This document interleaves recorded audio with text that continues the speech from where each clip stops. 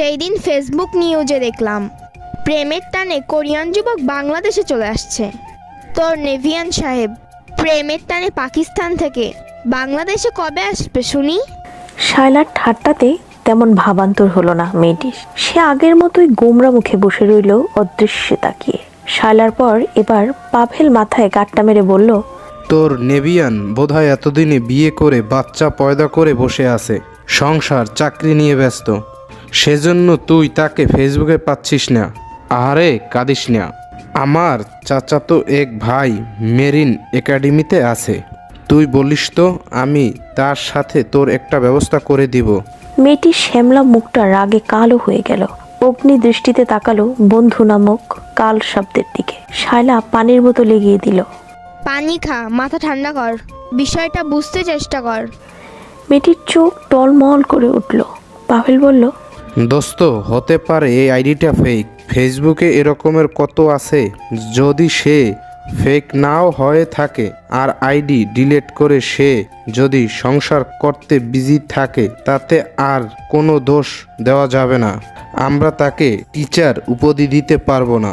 মেয়েটি এসব জানে বোঝে, তবু মন মানতে চায় না। কলেজ ব্যাগটা কাঁধে নিয়ে সে দৌড়ে বেরিয়ে গেল ক্যান্টিনের দিকে। পাভেল ও শায়লা পেছন থেকে ডাকলো, মেহের। মেয়েটি গেট পেরিয়ে গেছে। শায়লা হতাশ হয়ে বলল, মেহুর কি হবে বলতো?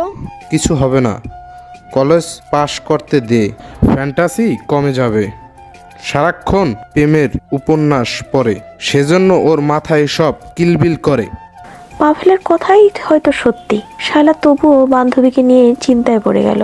মেহু অনেক নরম একটি মেয়ে, অতিরিক্ত আবেগী। কে জানে, হয়তো গল্প উপন্যাসে পড়া সবাই এমন আবেগী হয়ে থাকে। শায়লা মনে মনে অপরিচিত অদেখা ভিনদেশি সেই নেভিয়ান পুরুষকে কয়েকটা গালি দিল। আল্লাহ রূপ যৌবন দেশে বলে ফেসবুকে নায়ক সেজে ছবি পোস্ট করতে হবে? হাজার হাজার মেয়ের রাতের ঘুম কেড়ে নেয়, অথচ বাস্তবে এরা হলো আক্কেল আলী। নিজের বান্ধবীকে এটাই বোঝাতে পারলাম না যে ছবি ও বাস্তবে মানুষকে দেখতে আলাদা রকম হয়। দেশ রক্ষা করবি তো কর, তোরে ফেসবুকে ছবি পোস্ট কর মাইয়াদের হার্টে ফোটা না করলে হয় না? যত সব। বিছানায় কলেজ ব্যাগটা ছুঁড়ে ফেললো মেয়েটি। কলেজ ইউনিফর্ম না পাল্টে শুয়ে পড়লো বিছানায়। ব্যাগ থেকে মোবাইল বের করে প্রবেশ করলো ফেসবুকে। কাঙ্ক্ষিত আইডিতে মেসেজ করা যায়, কিন্তু প্রোফাইলে ঢোকা যায় না। আজকের মতো তৃতীয়বার মেসেজটি পাঠালো সে। 6 মাস ধরে ফলো করে আইডিটি, গত কয়েকদিন বন্ধ। বরাবরের মতো মেয়েটি মেসেজ করে, কিন্তু সব সময়ের মতোই তার মেসেজ ঝুলে থাকে মেসেজ রিকোয়েস্ট অপশানে। রান্নাঘর থেকে জাহানারা বেগম মেয়েকে ডাকলেন। কোনো সারা শব্দ না পেয়ে খুন্তি হাতে ছুটে এলেন মেয়ের ঘরে। মেহের মাকে দেখে উঠে বসলো। এখনো কলেজ ড্রেসটা পাল্টাসনি? কখন থেকে খেটে ডাকছি, কোচিংয়ে যাবি কখন?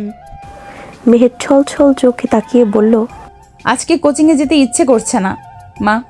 হাতের দিকে দেখেছিস? এটার বাড়ি যদি না খেতে চাস তো জলদি খেয়ে কোচিংয়ে যা। কাজ হলো? মেহের কলেজ ড্রেস পাল্টে গোছল করে খেয়ে ছুটল কোচিংয়ে। সামনে তার এসএসসি পরীক্ষা। হাজার বাহানা দিলেও মা ফাঁকি দিবে না। কোচিং শেষ হতে হতে বিকেল ঘনিয়ে এলো। শায়লা ও সে একই কোচিং সেন্টারে পড়ে। গধূলির আকাশ লাল রঙে রঙিন। ফুচকা স্টলে ব্যাপক ভিড়। মেহের না চাইলেও শায়লা টেনে নিয়ে গেল। গপা গপ ফুচকা খেয়ে নিল দুজন মিলে। ফুটপাত দিয়ে হাঁটতে লাগলো। তোর মন ভালো হলো? মেহেরের ঠোঁটে হাসি ফুটিয়ে উঠল। বলল, ভালো লাগছে। কিন্তু মেহের ভালো নেই। মনে এক ধরনের ব্যথা, যার কথা কাউকে বলতে নেই। মেহের ঠিক করেছে তার বন্ধুদের আর কিছু বলবে না। ওরা হয়তো মজা করে হাসি ঠাট্টা করে, ওই মানুষটাকে হয়তো গালাগালি করে। এসব মেহেরের মনে আঘাত লাগে, তার কষ্ট দ্বিগুণ বেড়ে যায়। ঢিলে ঢালা লং শার্ট পরনে, কাঁধ পর্যন্ত কালো কুচকুচে চুলে তাকে নিত্যন্তই কিশোরী মনে হয়। মেহের সদ্য 18তে পা রেখেছে। ওই মানুষটাকে সে স্টক করতে শুরু করেছে 17 বছর বয়সে। এই যে 18 হলো, এর পরের বছর পেরিয়ে যেতে যেতে বয়স বাড়তেই থাকবে। মেহের কি কখনো ভুলতে পারবে তাকে? শায়লার বলা কথাই কি সত্যি হবে? মেহের কি গল্প উপন্যাসে পড়ে ফ্যান্টাসিতে ভুগে ওই মানুষটাকে নিয়ে ভাবতো? শীতকাল পুরোপুরি আসেনি, কিন্তু বিকেলের এই সময়টা হালকা শীত শীত অনুভব হয়। ফুটপাতের ওই পাশে ব্যাডমিন্টন খেলছে একদল কিশোর। মেহের শূন্য দৃষ্টিতে সেদিকে তাকিয়ে আছে। শায়লার দেওয়া কত শত জ্ঞান তার কানেই ঢুকছে না। আরব সাগরের তীরে অবস্থিত করাচি পাকিস্তানের দক্ষিণে অবস্থিত। গ্রীষ্মপ্রধান শহর হলেও সমুদ্রের কাছাকাছি হওয়ায় বাতাস ঠান্ডার মতো। শীতকাল হালকা ও আরামদায়ক। শহরটি দেশের প্রধান সমুদ্র বন্দর হিসেবে পরিচিত। বিকেলের লাল সোনালী আলো ছড়িয়ে পড়েছে আকাশ থেকে সমুদ্রে।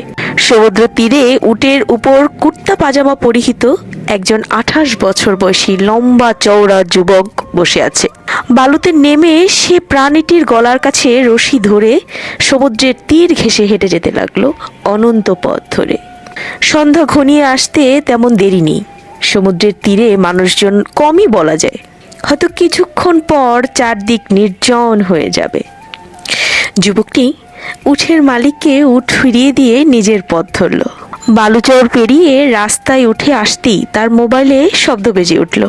রিসিভ করে গভীর অথচ তীক্ষ্ণ কণ্ঠে বলল, লেফটেন্যান্ট কমান্ডার আমান খান স্পিকিং।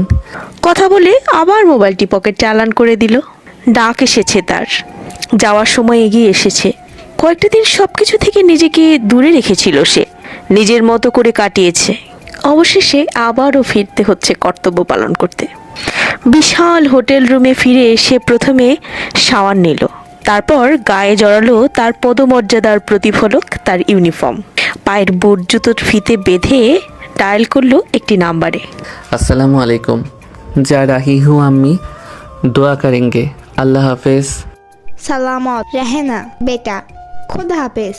তার সাদা পোশাক পরিহিত পাকিস্তানের নেভির দক্ষ অফিসারটি সমস্ত পিছুটান ফেলে এগিয়ে চলল নিজের গন্তব্যের দিকে। এই সময়টা মেহেরের পড়ার সময়। মেয়ের রুম থেকে ডিজে গানের শব্দ ভেসে আসছে। জাহানারা বেগম দরজায় ধাক্কা দিলেন, চিল্লিয়ে বললেন, কি করছিস তুই মেহের? মেহের এতক্ষণ বিছানায় লাফালাফি করছিলে।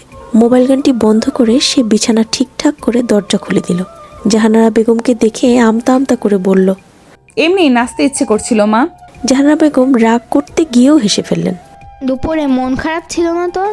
আমি তোর জন্য পকোড়া করেছি, খাবি আয়। মন ভালো হয়ে গেছে মা, তুমি যাও, আমি আসছি। জাহানারা বেগম চলে যেতেই মেহের মোবাইলের স্ক্রিনে ঠোঁট ছুঁয়ে লজ্জায় মুখ ঢাকলো। তারপর লাজে রাঙা মুখ তুলে আবারও তাকালো মোবাইল স্ক্রিনে থাকা ছবিটির দিকে। কুর্তা পাজামা পরিহিত সৌম্য পুরুষটি উট নিয়ে লালচে রঙা বিকেলের বালুচর দিয়ে হেঁটে যাচ্ছে।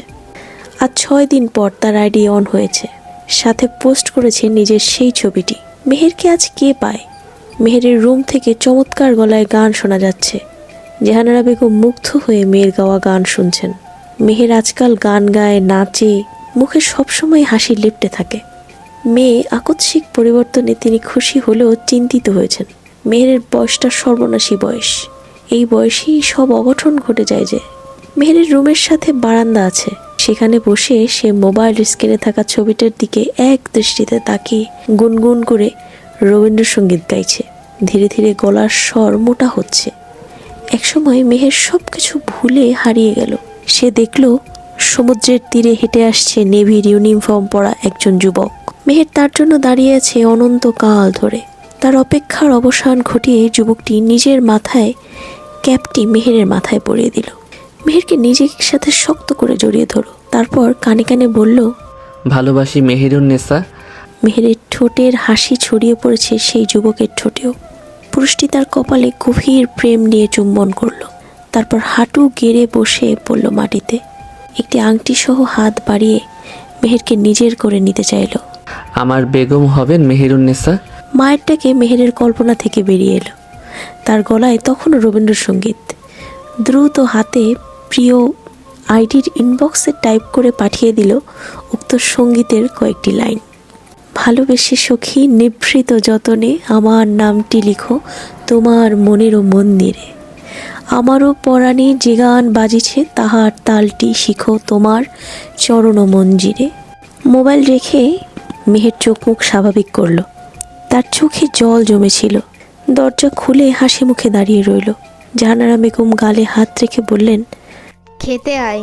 মা চলে যেতেই মেহের আবার দরজা দিল। মোবাইল হাতে নিয়ে ইনবক্সে গেল। তার সব মেসেজই বাংলাতে করা। সে জানে না কখনো তার মেসেজ রিকোয়েস্টে লেখা মেসেজগুলো আইডির মালিক দেখবে কিনা। উর্দুতে টাইপ করতে পারলেও মেহের নিজের ভাষাতেই মনের কত শত অনুভূতি মেসেজে লিখে পাঠিয়েছে।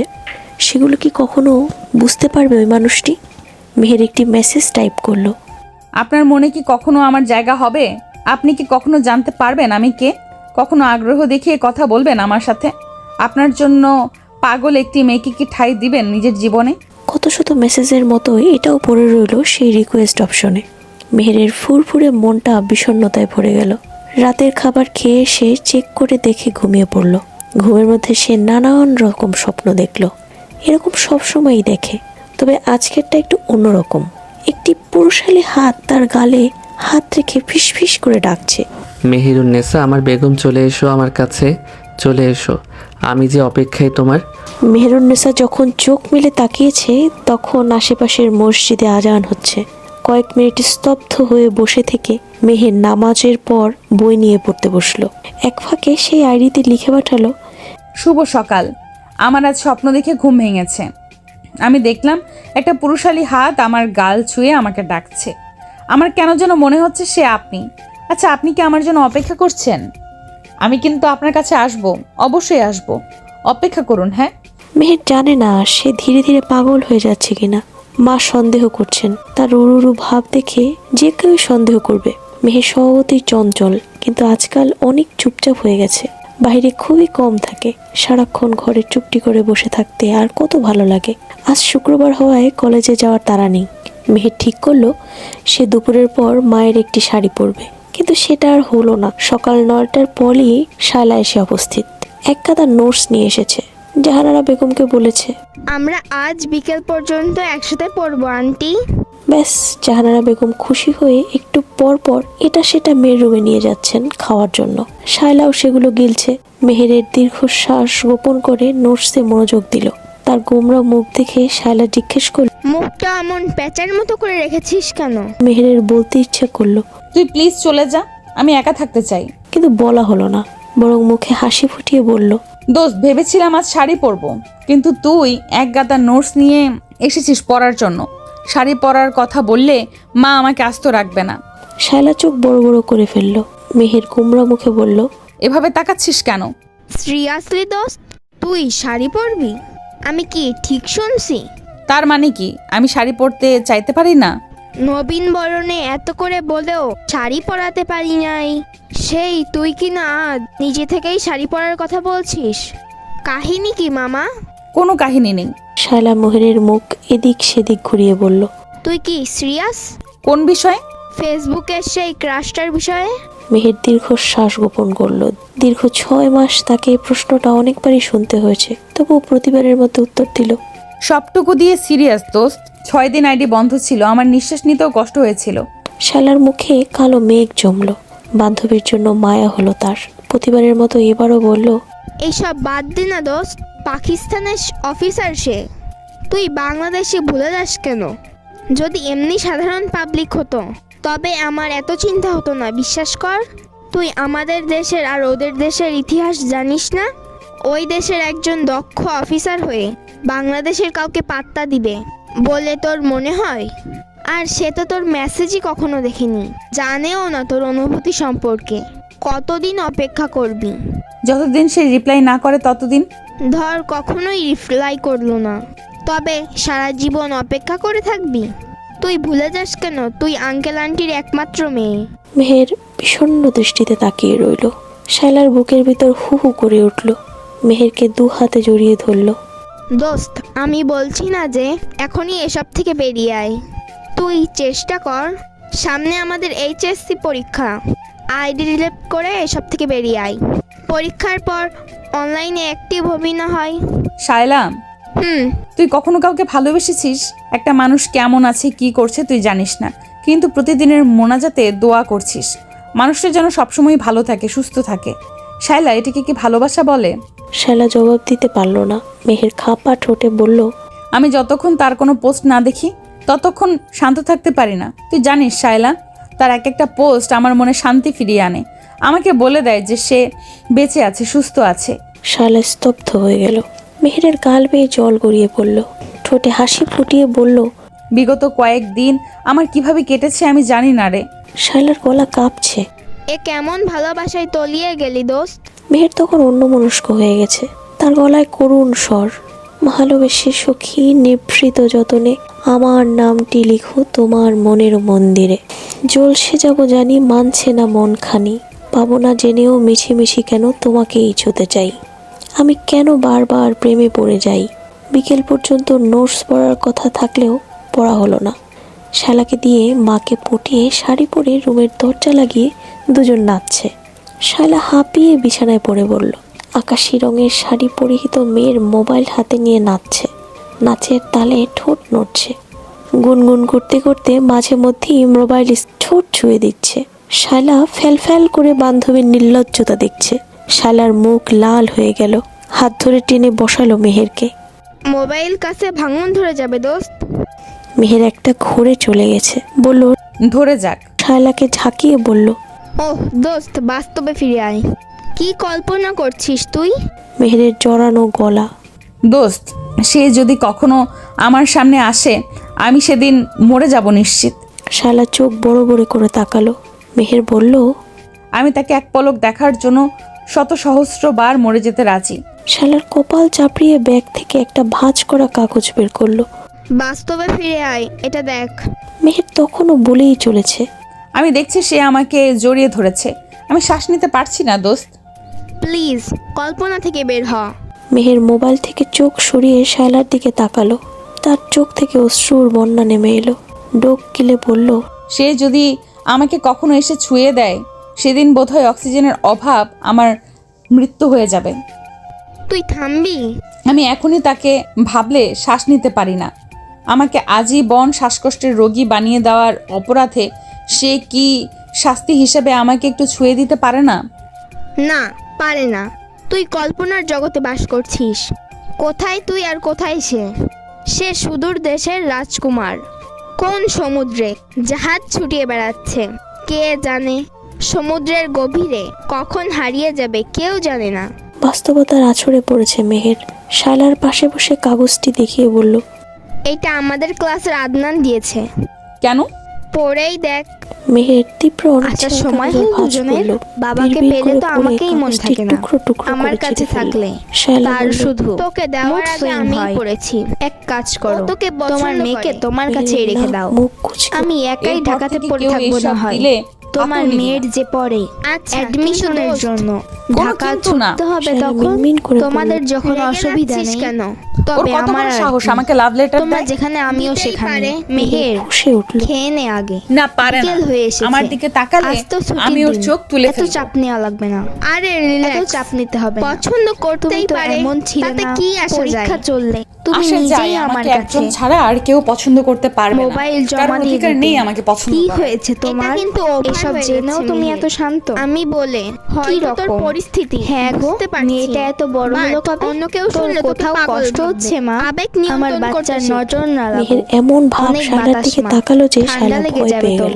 অপমান বোধ এখন করে নয় সোনা, নিজের ব্যাগ এদিকে আয়, গুছিয়ে এটা বেরিয়ে পরিয়ে গেল দে। মেহেরদের বাসা গলা থেকে। বসে যাবে মেহের না শাড়ি হলে। খুলে কি রে নিচে ফেলে মেহের, দিল। এদিকে মাথার ঘুরে চুল দাঁড়াবি তো। টেনে কাঁদলো ও মা, কিছুক্ষণ। তুই জাহানারা কাঁদছিস বেগম কেন? বিকেলে কি এই হয়েছে সময়টা বল? ঘুমিয়ে কাটান। সমুদ্রে তো মেয়ের কান্নার যাবোই, স্বর কানে সেজন্যই তো যেতেই বলছি ঘুমে এটা পড়ে ছুটে নে। গেল তার। কি হয়েছে রুমে তোর? এসে হাই তোর হাই বাবার করে সাথে উঠলেন। যাবে না মেহের বলে মন খারাপ করছিস? কি হয়েছে? তোর মেহের বাবা ঠোঁট আমাদের ফুলিয়ে ফুলিয়ে নিরাপত্তার আহ্লাদে জন্য, হয়ে ডাকলো। তোর বাবা আমাদের মা, নিরাপত্তার জাহানারা জন্য মেয়েকে সব বুকে জড়িয়ে ব্যবস্থা করে ধরলেন। রেখেছে। এলোমেলো চুলে চলে আসবে হাত 10টার ফুলিয়ে দিকে। বললেন, তুই বলতে কি হয়েছে মেহের? কাকে দেখে বল শোনা। দেখলি মেহেরের তো, কান্নার তুই স্বর সারাক্ষণ বাড়ল। চিন্তা করিস, অনেকক্ষণ কাঁদার সেজন্য পর তার এমন শরীর হচ্ছে তো। ছেড়ে দিল। চল ফিরে যাই, জাহানারার চোখে সকালে জল আসবো চলে না হয়। আসলো। খিদেও পেয়েছে। কি হলো মেহের বল? শ্বাস নিতে কষ্ট হচ্ছে শোনা।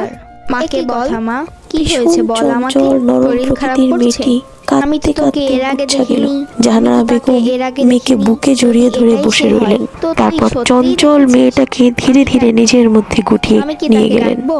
মেহের এক শুনুন, সময় ঘুমিয়ে ওই পড়ল। অফিসারের নাম তাকে কি বিছানায় জানেন? শুয়ে দিয়ে মেহের জাহানারা দাঁড়াতে বেগম পারছে না।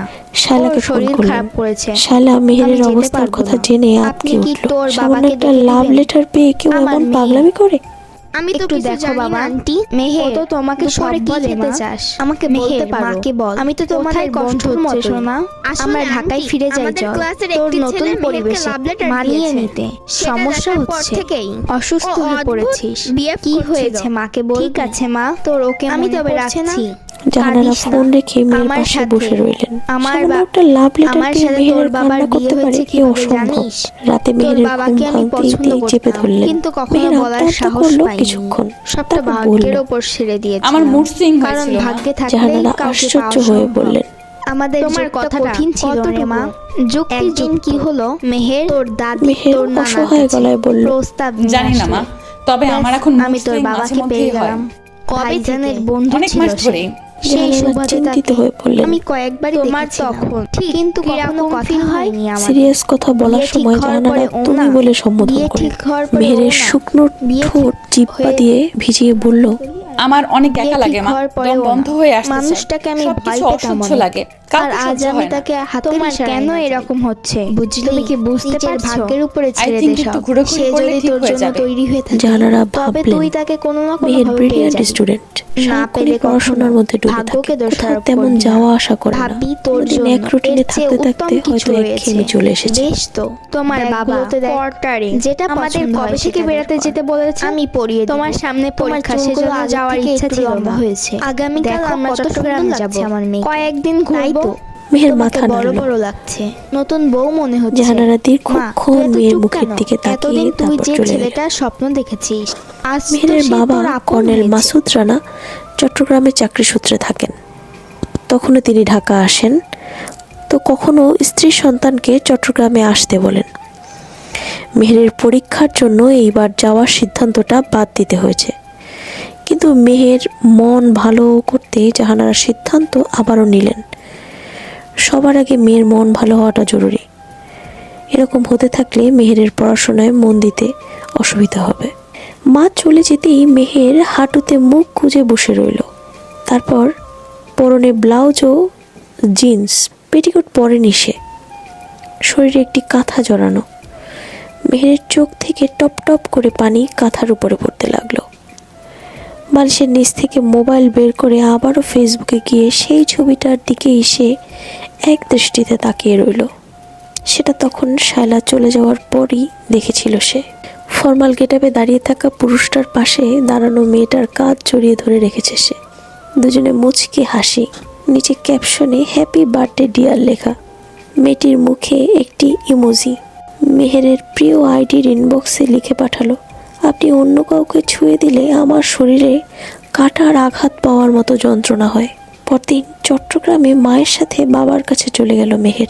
চট্টগ্রামের সমুদ্র বন্দরে দাঁড়িয়ে বাবাকে জিজ্ঞেস করেছিল, এখান দিয়ে তো নেভিরা যাতায়াত করে, তাই না বাবা? হ্যাঁ, অন্য দেশের নেভিরাও কি আসতে পারে? আসতে পারে।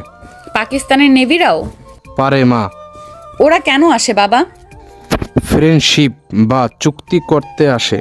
আজ কি ওরা আসবে? মাসুদ রানা মেয়ের কথায় হেসে ফেললেন। অনেক দেশেরই অফিসাররা আসে মা। পাকিস্তানের ওরাও এসেছে অনেকবার। আবার কবে কখন কোন চুক্তি দরকার হবে তা তো বলা যায় না। আজ হয়তো আসবে না। মেয়ে মন খারাপ করে বলল, তুমি হাসছো কেন বাবা? Nothing my child. তোমার কি তাদের দরকার? বাবা, আমি তোমার কাছে কখনো কিছু চাইলে দিবে? কেন নয়, তুমি সবসময় যা চাইবে তোমার বাবা সাধ্য মতন তা দিতে চেষ্টা করবে। তুমি তো আমার বেস্ট ফ্রেন্ড বাবা। আমি তোমাকে বেস্ট ফ্রেন্ড মনে করে একটা কথা বলি। বলো মেহের। মেহের অশ্রুসিক্ত চোখে সমুদ্রের দিকে তাকিয়ে বলল, তোমাকে একজনের ব্যাপারে খোঁজ নিতে হবে বাবা, পারবে? বলি দেখো। পাকিস্তানের একজন নেভি অফিসারের খোঁজ নিতে হবে তোমায়। মাসুদ রানা চমকালেন না, শুধু বললেন, নাম ও পদবি জানা আছে? তুমি জিজ্ঞেস করবে না আমি কেন তার খোঁজ নিতে বলছি? না, তোমার পার্সোনাল কিছু হতে পারে, তবে তুমি চাইলে শেয়ার করতে পারো। তোমার মা জানতে পারবে না। আমি তোমাকে আপাতত কিছু বলবো না বাবা, তার খোঁজ এনে দিতে পারলে বলবো। ঠিক আছে মা। তার নাম আমান খান, পাকিস্তানের নেভির লেফটেন্যান্ট কমান্ডার। আমি সর্বোচ্চ চেষ্টা করব। তাকে কি তোমার কথা বলতে হবে, বা তুমি কি তাকে কিছু দিতে চাও? মেহের ছল ছল চোখে তাকিয়ে ডাকলো, বাবা। বলো। মেহেরের বুকে আশ্রে পড়লুম। তুমি আমাকে জাজ করছো না কেন বাবা? তোমার আচরণ একদমই বাবাদের মতো নয়। তুমি আমার মেয়ে মেহের, আমি আমার অস্তিত্বকে বিশ্বাস করি। যাই করবে কোনো কারণ ছাড়া করবে না। বাবা সবসময় তোমার পাশে আছি। যখন তোমার মন চাইবে আমাকে জানিয়ে দিও কারণটা, কারণ আমি তোমার বাবা। কৌতূহল দমন করে রাখলেও তোমাকে নিয়ে চিন্তাটা চলেই আসে। আমি তোমাকে অনেক ভালোবাসি বাবা। মাসুদ রানা হাসলেন। চলো ফিরে যাই, তোমার মা অপেক্ষা করছে। তুমি কি মাকে অনেক ভয় পাও? কিছুটা। তুমি? মেহের মুখ চেপে হাসলো। আমি অনেকটাই ভয় পাই। তোমার মা তোমাকে অনেক ভালোবাসে। আমি জানি বাবা। তারপর বাবা মেয়ের কথা চলতেই থাকলো। মেহেরের মন থেকে কালো মেঘেরা সরে যেতে লাগলো ধীরে ধীরে। সে কিছু ঝিনুক কুড়িয়ে নিল। সমুদ্রের কাছাকাছি আসতে তার মন ফুরফুরে হলো। এমনই কোনো সমুদ্রে সেও তো রয়েছে। আচ্ছা, সে কি কখনো কোনো চুক্তি করতে বাংলাদেশে আসবে? তারা উঠেছে হোটেলে। মাসুদ রানা হোটেলের দিকে যেতে যেতে বললেন, এক নামে এক পদে অনেকেই থাকতে পারে। তুমি আমাকে তার কোনো ছবি দিতে পারবে? আমি পাঠিয়ে দেব বাবা। জাহানারা বাপ মেয়ের রুমে আসতে দেখে বললেন, আসার সময় হলো দুজনের। বাবাকে পেলে তো আমাকেই মন থাকে না, আমার কাছে থাকলে তার শুধু মুড সুইং হয়। এক কাজ করো, তোমার মেয়েকে তোমার কাছেই রেখে দাও, আমি একাই ঢাকাতে পড়ে থাকবো না হয়। মাসুদ রানা বললেন, আমার মামুনির আর মুড সুইং হবে না, কারণ আবদার পূরণ করতে তার বাবা হাজির। পরীক্ষা শেষ হলে চট্টগ্রাম পার্মানেন্ট চলে আসবে তোমরা। একা থাকতে ভালো লাগে না। কাজ শেষে বাড়ি ফিরে তোমাদের হাসি মুখটা না দেখলে আমারও মুড সুইং হয়। তোমার মেয়ের যে পড়ে অ্যাডমিশনের জন্য ঢাকা ছুটতে হবে তখন। সে তো অ্যাডমিশনের জন্য চট্টগ্রামও ছুটে আসতে হতো, না হয় চট্টগ্রাম থেকে ঢাকাতে গিয়ে পরীক্ষা দিয়ে আসবে। কি মামুনি? মেয়ে অনেক খুশি। সমুদ্রের কাছাকাছি থাকাটা তার জন্য আরো ভালো। আমি রাজি বাবা, পরীক্ষা শেষ হলেই চলে আসব। জাহানারা বললেন, তোমাদের যখন অসুবিধা নেই তবে আমার আর কি, তোমরা যেখানে আমিও সেখানে। মেয়ের রুম পাশেরটাই।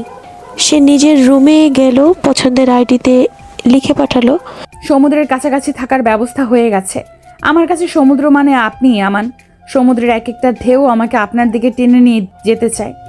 আমি কোনো এক ঢেউয়ের সাথে আপনার কাছে ভেসে চলে যাব কখনো। আচ্ছা, আপনি কোথায় থাকেন আমান?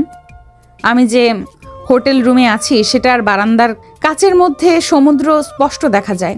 নীল আকাশ ও নিচে গভীর সমুদ্র। আপনিও কি এমনই কোনো সমুদ্রে দাপিয়ে বেড়াচ্ছেন? সমুদ্রের দিকে তাকিয়ে আমাকে মনে করবেন কখনো? একবার মনে করবেন প্লিজ। অজান্তে হলেও আপনার একবার বুক কেঁপে উঠুক। আপনি না জানলেও আপনার অবচেতন মন বুঝতে পারো কেউ একজন সমুদ্রের কাছাকাছি দাঁড়িয়ে আপনাকে কি গভীরভাবে মনে করে চলেছে। গতকাল যার সাথে আপনার ছবি দেখে মন খারাপ করলাম, পরে কমেন্টস চেক করে দেখলাম সে আপনার বোন হয়। কি বোকা আমি! মিথ্যে হোক বা সত্য, আপনাকে অন্য কারোর সাথে আমি মেনে নিতে পারবো না। আপনি অন্য কারোর হলে আমার মৃত্যু হোক। আমি আপনাকে এক সমুদ্র আবেগ নিয়ে ভালোবাসি আমান। আমার কাছে আপনি নিজেই এক গভীর সমুদ্র, যার মধ্যে আমি তলিয়ে গেছি, অথচ তীরে উঠতে পারছি না। পাকিস্তান নেভি মূলত আরব সাগর এবং ভারত মহাসাগরের উত্তর পশ্চিম অংশে কার্যক্রম চালায়। তাদের দায়িত্বের মধ্যে রয়েছে পাকিস্তানের উপকূলীয় অঞ্চল এবং এর অর্থনৈতিক অঞ্চলের নিরাপত্তা নিশ্চিত করা। দিগন্তের শেষ প্রান্তে সূর্য ডুবছে, গাঢ় কমলা আকাশ সমুদ্রের পানিতে মিশে এক অদ্ভুত রঙের ছায়া তৈরি করেছে। ওমান উপসাগরের শান্ত অথচ গভীর নীল জলরাশির বুকে পাকিস্তানি নেভির অত্যাধুনিক যুদ্ধ জাহাজ পিএনএস জুলফিকার গর্জনের মতো এক দৃঢ় ভঙ্গিমায় দাঁড়িয়ে আছে। জাহাজটি একটি ফ্রিগেট, যার আধুনিক অস্ত্রশস্ত্র এবং প্রযুক্তি সমুদ্রের যে কোনো হুমকি মোকাবেলায় প্রস্তুত। জাহাজের ডেকের উপরে একদল নাবিক সতর্কতার সঙ্গে দায়িত্ব পালন করছে। 3 স্তরের ডেকের মাঝের অংশে থাকা রাডার টাওয়ার ঘুরতে ঘুরতে সমুদ্রের প্রতিটি সংকেত ধরার চেষ্টা করছে। জাহাজের মূল ব্রিজের ভেতর অফিসাররা পরস্পরের সঙ্গে যোগাযোগ করছে। তাদের নীল ইউনিফর্ম এবং দৃঢ় দৃষ্টিতে স্পষ্ট যে তারা প্রতিটি সেকেন্ডের জন্য প্রস্তুত। ব্রিজের মাঝখানে দাঁড়িয়ে আছেন লেফটেন্যান্ট কমান্ডার আমান।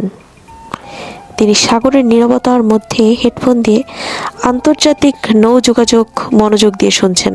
তার মাথায় রাখা ইলেকট্রনিক্স নেভিগেশন চার্টে দেখা যাচ্ছে জাহাজটির বর্তমান অবস্থান। জাহাজের ক্রুদের একজন তার কাছে এসে রিপোর্ট দিল। सर राडार बोलता है 12 नॉटिकल माइल दूर एक गैर मालूम जहाज का सिग्नल मिल रहा है। होशियार रहो। আমান শান্ত অথচ দৃঢ় কণ্ঠে বললেন, তিনি জানেন এই এলাকার জলদস্যুদের আনাগোনা বা শত্রু দেশের গোয়েন্দা কার্যক্রম হতে পারে। যুদ্ধ জাহাজটির সামনে রয়েছে একটি শক্তিশালী 46 মিমি কামান, যা শত্রুর ক্ষেপণাস্ত্রে প্রতিহত করতে সক্ষম। ডেকের পেছনের অংশে একটি হেলিপ্যাড, যেখানে একটি শিকোরংসি হেলিকপ্টারে দাঁড়িয়ে আছে। জাহাজের চারিদিকে লেগে থাকা অ্যান্টিনাগুলো ওমান মহাসাগরের প্রতিটি তরঙ্গ বিশ্লেষণ করে। জাহাজটি রাতের জন্য প্রস্তুত। লাল আলো জ্বলছে ডেকের বিভিন্ন অংশে, যা শত্রুদের দৃষ্টি এড়াতে ব্যবহার হয়। জাহাজের ইঞ্জিন থেকে মাঝে মাঝে হালকা গর্জন শোনা যাচ্ছে, যা মনে করিয়ে দেয় যে এই যুদ্ধ জাহাজ সবসময় চলাফেরার জন্য প্রস্তুত। চারপাশের বাতাসে নোনা জলের গন্ধ। দূরে ওমানের পাহাড়ি উপকূলীয় ছায়ায় আবছা দেখা যাচ্ছে। সমুদ্র শান্ত থাকলেও মাঝে মধ্যে ঢেউ এসে জাহাজের গায়ে ধাক্কা দিয়ে ফিরে যাচ্ছে। এমন দৃশ্যের মাঝে পাকিস্তানি নেভির এই যুদ্ধজাহাজ শুধু শক্তির প্রতীক নয়, এটি সমুদ্রপথে শান্তি ও সুরক্ষার প্রতিশ্রুতি। তবে এই শুনশান রাতের মাঝেও ক্রুদের চোখে মুখে সতর্কতা, কারণ ওমান উপসাগরও কখনোই পুরোপুরি শান্ত থাকে না। রাত ক্রমশ গভীর হচ্ছে। আকাশে চাঁদ আধখানা, আর তার চারপাশে ছড়িয়ে থাকা তারা সমুদ্রের জলে প্রতিফলিত হচ্ছে। ওমান মহাসাগরের ঢেউগুলো হালকা শব্দে জাহাজের গায়ে আছড়ে পড়ছে।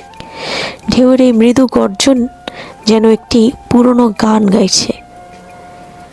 বাতাস ভারী, নোনা গন্ধে ভরা, আর এই নীরবতার মাঝেও সমুদ্র যেন এক গভীর কোনো গোপন কথা লুকিয়ে রেখেছে। অজানা জাহাজটিতে সংকেত ধীরে ধীরে আরও পরিষ্কার হচ্ছে। লেফটেন্যান্ট কমান্ডার আমান তার টিমের দিকে তাকিয়ে একটি কড়া নির্দেশ দিলেন। সার্চ লাইট তৈয়ার করো, হৌসলা তৈয়ার রাখো। দূরবীন দিয়ে দেখা যাচ্ছে অন্ধকারের মধ্যে একটি জাহাজ আবছা ছায়া। একটি বাণিজ্যিক জাহাজ হতে পারে, আবার কোনো শত্রু জাহাজও হতে পারে।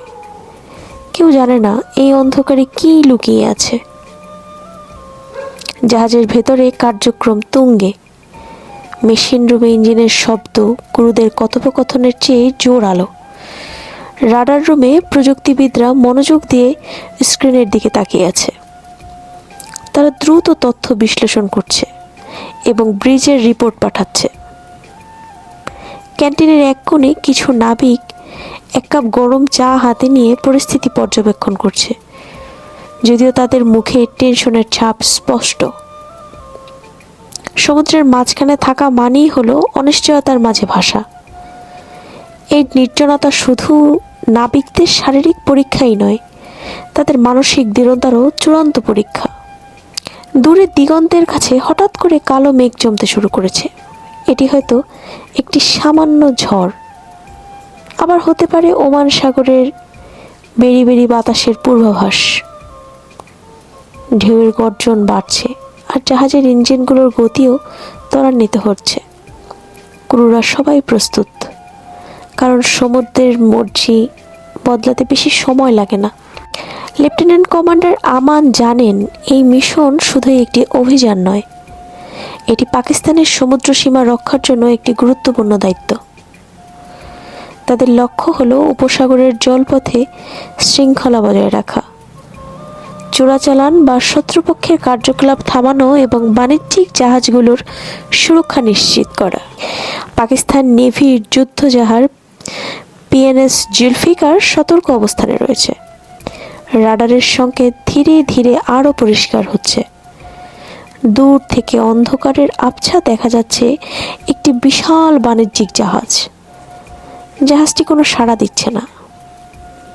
জাহাজটি দেখতে বেশ পুরনো, ধূসর রঙের কার্গো জাহাজ, আর পেইন্ট উঠে গেছে, আর জং ধরা অংশগুলো পরিষ্কার বোঝা যাচ্ছে। তারপর লেফটেন্যান্ট কর্নেল কমান্ডার আমান সিদ্ধান্ত নিলেন জাহাজটির দিকে একটি ছোট্ট দল পাঠাতে হবে। পেট্রোল বোটে করে 3 জন নাবিক এবং 1 জন অফিসার জাহাজটির কাছে পৌঁছলো। কাছ থেকে দেখা যাচ্ছে জাহাজটি সম্পূর্ণ নীরব, কোনো আলো জ্বলছে না, কোনো শব্দ নেই। জাহাজের ডেকে কোনো মানুষ দেখা যাচ্ছে না। নিচ থেকে ভাঙা জানালা দিয়ে বোঝা যাচ্ছে জাহাজটি অনেক বছর ধরে পরিত্যক্ত অবস্থায় পড়েছিল। জাহাজে উঠতে গিয়ে এক নাবিক বলল, हम एक तिजारती तेलवाही जहाज है। অফিসার তার দিকে কড়া দৃষ্টিতে তাকিয়ে বলল, तुम डरोगे नहीं? हमारा काम ख़त्म करो।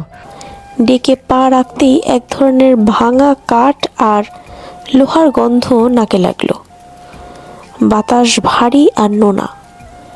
ভেতরে ঢোকার পর দেখা গেল জাহাজের কার্গো হোল ফাঁকা, কোনো মালপত্র নেই। জাহাজের যন্ত্রপাতি পুরনো এবং ভেঙে গেছে।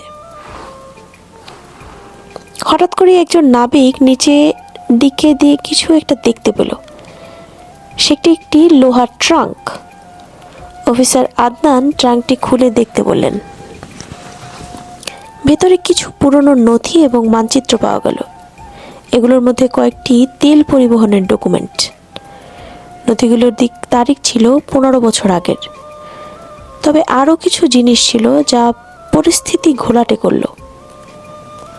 কয়েকটি লাল কালো চিহ্ন দেওয়া মানচিত্র, যেগুলো জাহাজ চলাচল রুটের ইঙ্গিত দেয়। এগুলো পুরনো রেডিও ডিভাইস যা গত কয়েকদিনের মধ্যে ব্যবহৃত হওয়ার চিহ্ন দেখাচ্ছে। এই অদ্ভুত আবিষ্কার আমানের মনে সন্দেহ তৈরি করলো। তার মনে হলো এই জাহাজটি হয়তো পরিত্যক্ত নয়, এটি হয়তো শত্রুদের কোনো পরিকল্পনার অংশ। আমান দ্রুত তার টিমকে ফিরে আসার নির্দেশ দিলেন। তিনি জানতেন এই পরিত্যক্ত জাহাজটি হয়তো শত্রুপক্ষের ফাঁদ হতে পারে। জাহাজ থেকে নেমে আসার সঙ্গে সঙ্গে যুদ্ধজাহাজ পিএনএস জুলফিকার পুরোপুরি সতর্ক অবস্থানে চলে গেল। অস্ত্রগুলো সক্রিয় করা হলো এবং জাহাজ দ্রুতগামী অবস্থায় শত্রুপক্ষের সম্ভাব্য উপস্থিতির জন্য প্রস্তুত হতে থাকলো। আমান জানতেন সামান্য মুহূর্তগুলো সহজ হবে না। রাডারের রিপোর্ট অনুযায়ী 10 নটিক্যাল মাইল দূরে থাকা দ্রুতগামী জাহাজটি অদ্ভুত আচরণ করছে। সেটি পাকিস্তানের যুদ্ধ জাহাজের দিকে এগিয়ে আসছে, কিন্তু তার দিকে বারবার পরিবর্তন করছে, তার দিক বারবার পরিবর্তন হচ্ছে। लेफ्टिनेंट कमांडर अमान राडार ऑपरेशन के बोलें, जहाज की रुख दिखो, अगर इस समुद्री डाकुन का है तो फौरी रुखाओ। কিছুক্ষণ পর ব্রিজে একটি সংকেত ভেসে এলো। অজানা জাহাজটি যোগাযোগের চেষ্টা করছে। তারা জানালো, हम एक तिजारती तेलवाही जहाज है। हमारा जहाज नुकसान पहुंचा है, मदद जरूरत है। তবে আমান সন্দেহ করলেন, কারণ এতদিন ধরে ওমান উপসাগরে অপহরণ ও চোরাচালানের ঘটনা ঘটে আসছে। তিনি নিজেই রেডিওতে উত্তর দিলেন, आपकी पहचान की तस्दीक करनी होगी, आपका ईमो नंबर भेजे। কিছু সময় চুপ থাকার পর তারা আইএমও নম্বর পাঠালো। আমার সেটি দ্রুত ইন্টারন্যাশনাল মেরিটাইম অর্গানাইজেশন ও ডাটাবেসে চেক করালেন। ফলাফল এলো এটা ভুয়া নম্বর। এবার আমার নিশ্চিত হলেন এটি একটি শত্রুপক্ষের চাল। সম্ভবত এই দ্রুতগতির জাহাজ জলদস্যুদের দল, যারা নেভির জাহাজকে ফাঁদে ফেলার চেষ্টা করছে। অথচ এই শত্রু দেশের কোনো গুপ্ত মিশন, যেখানে তারা পাকিস্তানের নৌসীমায় ঢুকে ধ্বংসাত্মক কার্যকলাপ চালানোর পরিকল্পনা করছে। অজানা জাহাজটি এবার আরও দ্রুত গতিতে পাকিস্তান নেভির দিকে এগিয়ে আসতে শুরু করলো। আমান ব্রিজের দাঁড়িয়ে তাৎক্ষণিক সিদ্ধান্ত নিলেন। যুদ্ধজাহাজ থেকে সতর্ক গুলি ছোড়া হলো। অজানা জাহাজটি আচমকা দিক পরিবর্তন করলো এবং পালানোর চেষ্টা করলো। কিন্তু ঠিক এমন সময় রাডার দেখলা আরও দুটি ছোট ছোট নৌযান পাশ দিয়ে বেশ দ্রুত গতিতে এগিয়ে আসছে। এদের গতি এবং আকার দেখে স্পষ্ট এগুলো আক্রমণকারী জলযান। তীব্র গতিতে গর্জে উঠল জাহাজের কামান। প্রথম গুলিতেই একটি নৌযান ধ্বংস হয়ে গেল। অন্য দুটি দিক পরিবর্তন করে পেছনে সরে গেল, কিন্তু দ্রুতগামী মূল জাহাজটি পালানোর চেষ্টা করছে। ঠিক তখনই যুদ্ধজাহাজের রাডারে আরও একটি সংকেত ধরা পড়ল। এটি ছিল একটি সাবমেরিন, যা সমুদ্রের গভীরে অবস্থান করছে। এটি সম্ভবত শত্রুপক্ষের এবং জাহাজকে লক্ষ্য করে ক্ষেপণাস্ত্র ছোড়ার প্রস্তুতি নিচ্ছে। আমান দ্রুত পরিস্থিতি বিশ্লেষণ করলেন এবং সাবমেরিন ধ্বংস করার জন্য একটি ডেপথ চার্জ, জলমধ্যে বিস্ফোরণ ঘটানোর জন্য একটি বিশেষ অস্ত্র ব্যবহার করার নির্দেশ দিলেন। জাহাজ থেকে ডেপথ চার্জ ফেলা হলো।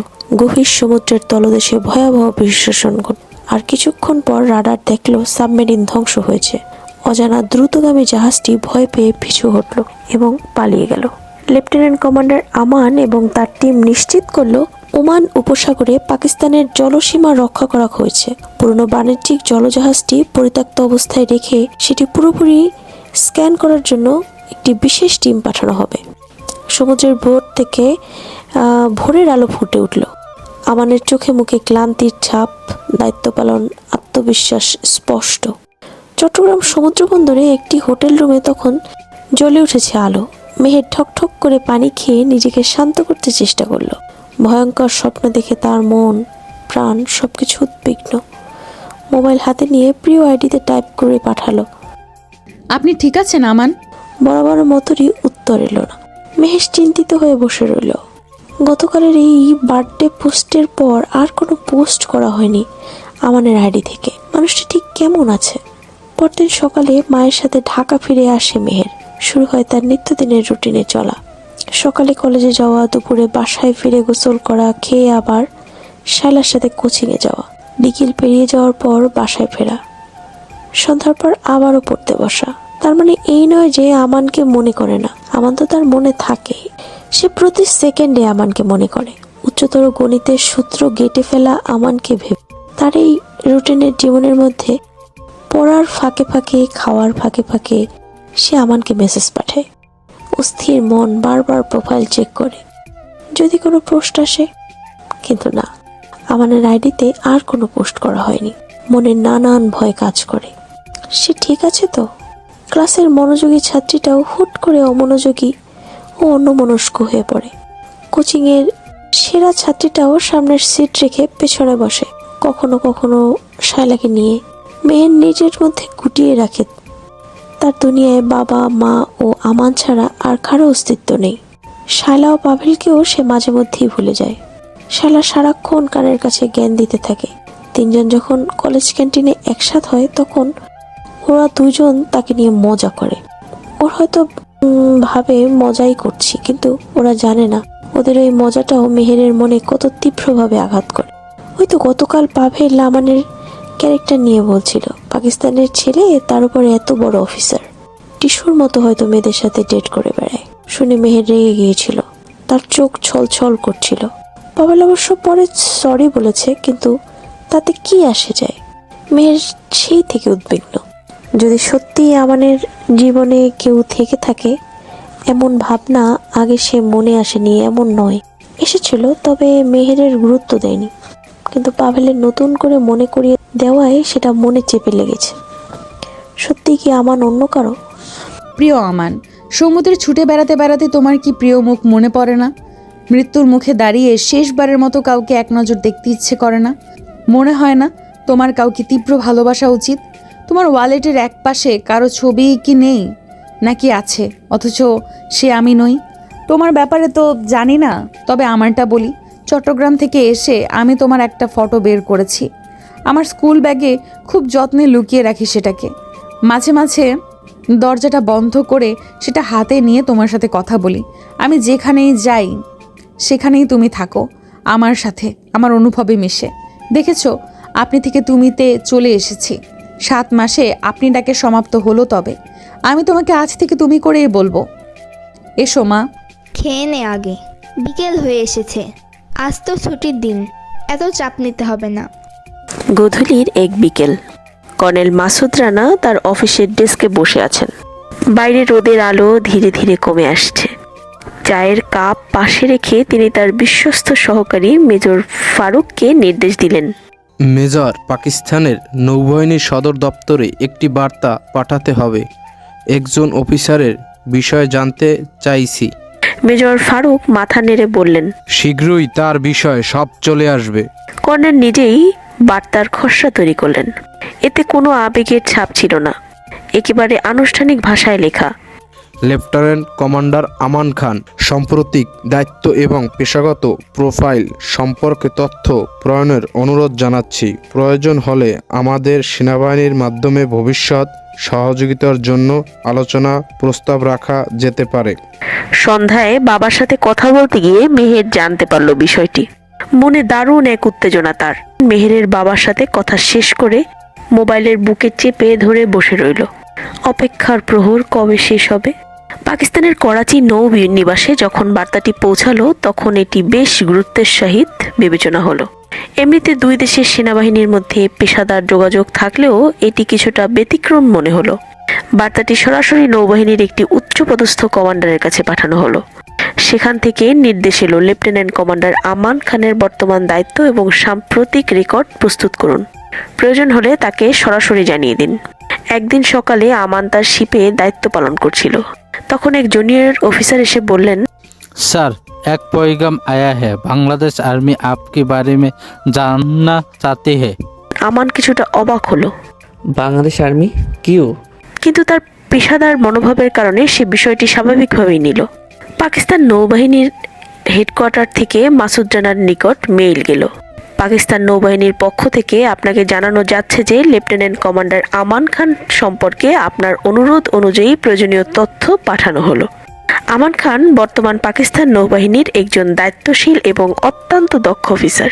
তার সামরিক কেরিয়ার পর্যালোচনা করে আমরা নিচের তথ্য প্রদান করছি। পেশাদার দক্ষতা: লেফটেন্যান্ট কমান্ডার আমান খান একজন অভিজ্ঞ এবং উচ্চমানের অফিসার, যার পেশাদারি রেকর্ডে কোনো বিতর্ক নেই। তার নেতৃত্বে একাধিক অপারেশন সফলভাবে সম্পন্ন হয়েছে, বিশেষ করে জলদস্যু দমন ও সামুদ্রিক নিরাপত্তা নিশ্চিতকরণের ক্ষেত্রে। অভিযান এবং প্রশিক্ষণ: তিনি বিভিন্ন সমুদ্রে অভিযান অংশগ্রহণ করেছেন এবং বিভিন্ন সেনা ও নৌবাহিনীর প্রশিক্ষণে তার যোগ্যতা প্রমাণিত হয়েছে। তার সামরিক কৌশল ও নেতৃত্বের গুণাগুণ প্রশংসনীয়।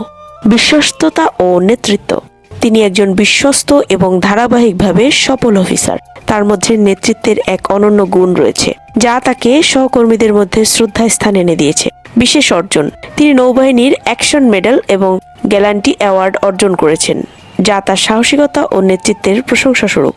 আমাদের পক্ষ থেকে লেফটেন্যান্ট কমান্ডার আমান খান সম্পর্কে আরও অনেক বিস্তারিত প্রয়োজন হলে দয়া করে আমাদের সাথে যোগাযোগ করুন। অপেক্ষায় রইলাম। সৌজন্যে পাকিস্তান নৌবাহিনী। ইংরেজি মেলটি পড়ে সেটা বাংলাতে ট্রান্সলেট করে তিনি মেহেরকে পাঠালেন। মেহের সেদিন কলেজের কোচিং শেষে বাড়ি ফিরে সবে সন্ধ্যার নাস্তা করতে বসেছিল। তখনই তার মোবাইলে মেইল আসে। মেলটি পড়ে তার মাথায় হাত। এসব তো সে জানি। আমানের প্রোফাইল ঘুরেই কিছু কিছু জানা যায়। সে তো তার ব্যক্তিগত জীবন সম্পর্কে জানতে চেয়েছে। হতাশ মেহেরের গলা দিয়ে নাস্তা ঢুকলো না। বাবাকেও সে কিছু বলতে পারবে না, কারণ পেশার দিক থেকে বাবা এর থেকে বেশি কিছু করতে পারবে না।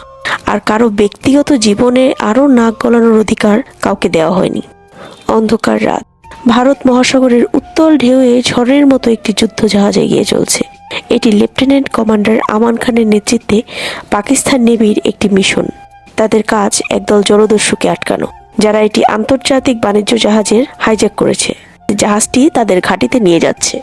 জাহাজের ব্রিজে দাঁড়িয়ে আমান খান গভীর চিন্তায় মগ্ন। পরিস্থিতি জটিল। জলদস্যুরা তাদের হাতে থাকা বাণিজ্যিক জাহাজে 20 জন ক্রু সদস্যকে বন্দী করেছে এবং যে কোনো মুহূর্তে তাদের ক্ষতি করতে পারে। তার উপর রাতের ঘন কালো অন্ধকার, বজ্রপাতের মতো গর্জন এবং সাগরের ভয়ালো ঢেউ মিশনকে আরো কঠিন করে তুলেছে।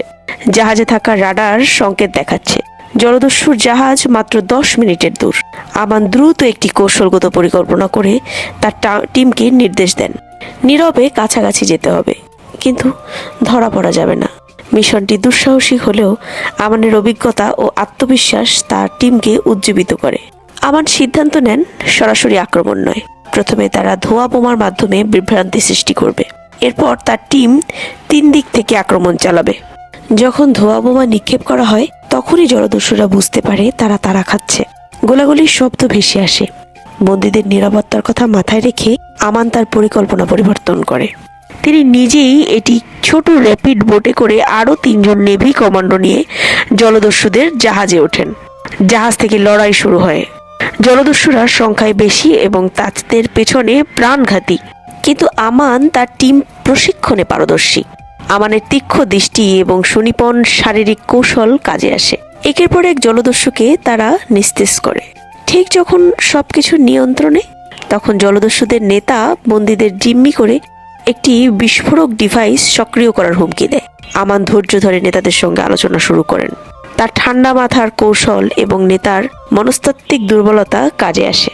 ধীরে ধীরে আমান তাকে বিশ্বাস করিয়ে দেন তাদের পালানোর সুযোগ আছে। জলদস্যুদের নেতা অবশেষে আত্মসমর্পণ করেন। বন্দীরা মুক্ত হয়, জলদস্যুরা গ্রেপ্তার হয় এবং মিশন সফল হয়। জাহাজে ফিরে আমান তার টিমের দিকে তাকিয়ে ছোট্ট একটি হাসি দেন, কিন্তু তার চোখে ক্লান্তির ছাপ। তিনি জানেন সমুদ্র কত রহস্যময়, তেমনই বিপদসংকুল। এই মিশন তাকে আবার মনে করিয়ে দিল, একটি সিদ্ধান্তে শুধু একটি মিশন নয়, অনেকের জীবন নির্ভর করে। সমুদ্রের জলের দিকে গভীর চোখে তাকিয়ে আমান ভাবল তার নিজেরও জীবন নির্ভর করে। আম্মি ও তার পরিবারের সবাই তাকে ভালোবাসে। তার কিছু হলে সবাই কষ্ট পাবে। পিছুটান বলতে আমানের এতটুকুই। মেহেরের এসএসসি পরীক্ষা শুরু হয়েছে 3 দিন হলো। তার মোবাইল জাহানারার কাছে। পরীক্ষা শেষ না হওয়া পর্যন্ত জরুরি প্রয়োজন ছাড়া মোবাইল হাতে নিতে পারবে না সে। সারাদিন পরীক্ষা পড়াশোনা করে মধ্যরাতে যখন বিছানায় শরীর এলিয়ে দেয়, তখন তার বুকটা হু হু করে কেঁদে ওঠে। বিগত কতদিন সে আমানকে একটা মেসেজও করতে পারেনি। কতদিন আগে সমুদ্রের মধ্যে জাহাজের রিল্যাক্সে দাঁড়িয়ে থাকা একটি ছবি পোস্ট করেছিল আমান। সেটা দেখেই সে স্বস্তি পেয়েছে মনে। কিন্তু এই কদিন ধরে তার কোনো খোঁজ খবর নিতে পারছে না মেহের। মন সারাক্ষণই গুমড়ে মরে। অনেকবার অনুনয় করে মায়ের কাছে মোবাইল চেয়েছে।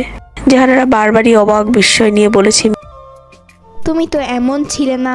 পরীক্ষা চললে তুমি নিজেই আমার কাছে মোবাইল জমা দিয়ে দিতে। কি হয়েছে তোমার? মেহের কিছু বলতে পারেনি। কি বলবে সে? যে মা আমার একজনকে মেসেজ করা প্রয়োজন, সে কোনো পোস্ট করেছে কিনা, স্টোরি দিয়েছে কিনা সেটা দেখা প্রয়োজন। তার কিছু হলো কিনা সবই যে এই একটাতেই দেখে বোঝা সম্ভব। মা নিশ্চিত তাকে চড় মারতেন, বলতেন নির্লজ্জ মেয়ে। রাতের আধারে কলেজ ব্যাগ থেকে আমানের সেই ফটো বের করে চোখের জল ফেললো মেহের। তার একটি গোপন ডায়েরিও আছে। মেসেজের অনুভূতি লিখে পাঠাতো বলে সেটার মধ্যে সে আমানকে নিয়ে লিখতো। মোবাইল থেকে দূরে থাকা কয়েকদিন ধরেই সে ডায়েরিতে আমানকে নিয়ে লিখে। আজও লিখলো। ডায়েরির পাতাগুলো তার চোখের পানিতে ভিজে উঠল। মেহের চোখ মুছে বারবার লিখলো।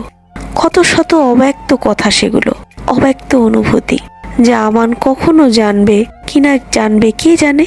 কেউ জানে না। পৃথিবীতে তো কত রকমই মিরাক্কেল ঘটে। একদিন কি আমানের সাথেও তার দেখা হবে? পরীক্ষার পরপরই মাসুদ রানা ঢাকা এলেন। চট্টগ্রামে নিজের কোয়ার্টারে স্ত্রী ও মেয়েকে নিয়ে থাকেন তিনি। সব ব্যবস্থাই করে এসেছেন। তখনও হাতে মোবাইল পায়নি মেহের। মাকে নিজ থেকে বলেনি সে, পাছে যদি আবারও কথা শুনতে হয়। বাবা সেদিন এলেন। সেদিন সন্ধ্যার পর মা তখন কিচেনে রান্না করছিলেন। তখনই বাবা তাকে প্রশ্ন করে, তার বিষয়ে বলবে বলেছিলে? মেহের কিছুক্ষণ ফ্যাল ফ্যাল করে তাকিয়ে বলল, কি? চিন্তা হচ্ছে মা, তোমার বয়সটা অনেক বিপজ্জনক। বাবা হয়ে আমি কিভাবে চিন্তামুক্ত থাকবো বলো? তবে তুমি চিন্তিত হয়ে বলতে পারো। এই বিষয়ে শুধু আমি ও তুমি জানবো। মেহের হিউট করে জড়িয়ে ধরল বাবাকে। ফুপিয়ে কেঁদে বলল, আমি তোমাকে মেসেজে সব বলি বাবা। ঠিক আছে। মা এখনো আমার মোবাইল ফেরত দেননি, তুমি কি সেটা এনে দেবে? মাসুদ রানা মোবাইল এনে দিলেন। মেহের সেটা নিয়ে নিজের রুমে গেল। তারপর ঝড়ের গতিতে ফেসবুক, মেসেঞ্জার সব ইনস্টল করলো। প্রিয় আইডি সব কিছু চেক করলো। মেসেজ পাঠালো দীর্ঘদিন পর। আমার নিঃশ্বাস বন্ধ হয়ে যাচ্ছিল। মা আবার মোবাইল নিয়ে গেছিল। আমি তোমাকে অনেক মিস করেছি। I love you so much Aman. Miss you. আমি তোমাকে অনেক বেশি মিস করছি। বাবাকে মেসেজে সব বলার কথা থাকলেও বলল না মেহের। চোখের জলে মোবাইল স্ক্রিন ভিজে গেলেও সে আমানকে মেসেজ করা থামাতে পারল না। রাতের খাবার টেবিলে বাবার মুখোমুখি হয়ে মেহের অপরাধীর মতো বসে রইল। তারপর রুমে এসে ভাবলো বাবাকে বলাই যায়। দীর্ঘ একটি মেসেজে সব লিখে পাঠালো সে, সাথে বাবা যে আমানকে ইনফরমেশন জানতে চেষ্টা করছে সেটার জন্য ধন্যবাদ দিল। তখন মধ্যরাত, মাসুদ রানা ঘুমিয়ে পড়েছেন। মোবাইল স্ক্রিনে আলো জ্বলতেই জাহানারা সেটা হাতে তুলে নেন। স্ক্রিনে মেহেরের নাম্বার দেখে কৌতূহল হয়ে মেসেজটা ওপেন করেন।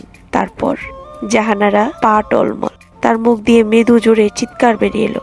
মাসুদ রানা জেগে গেলেন তখনই।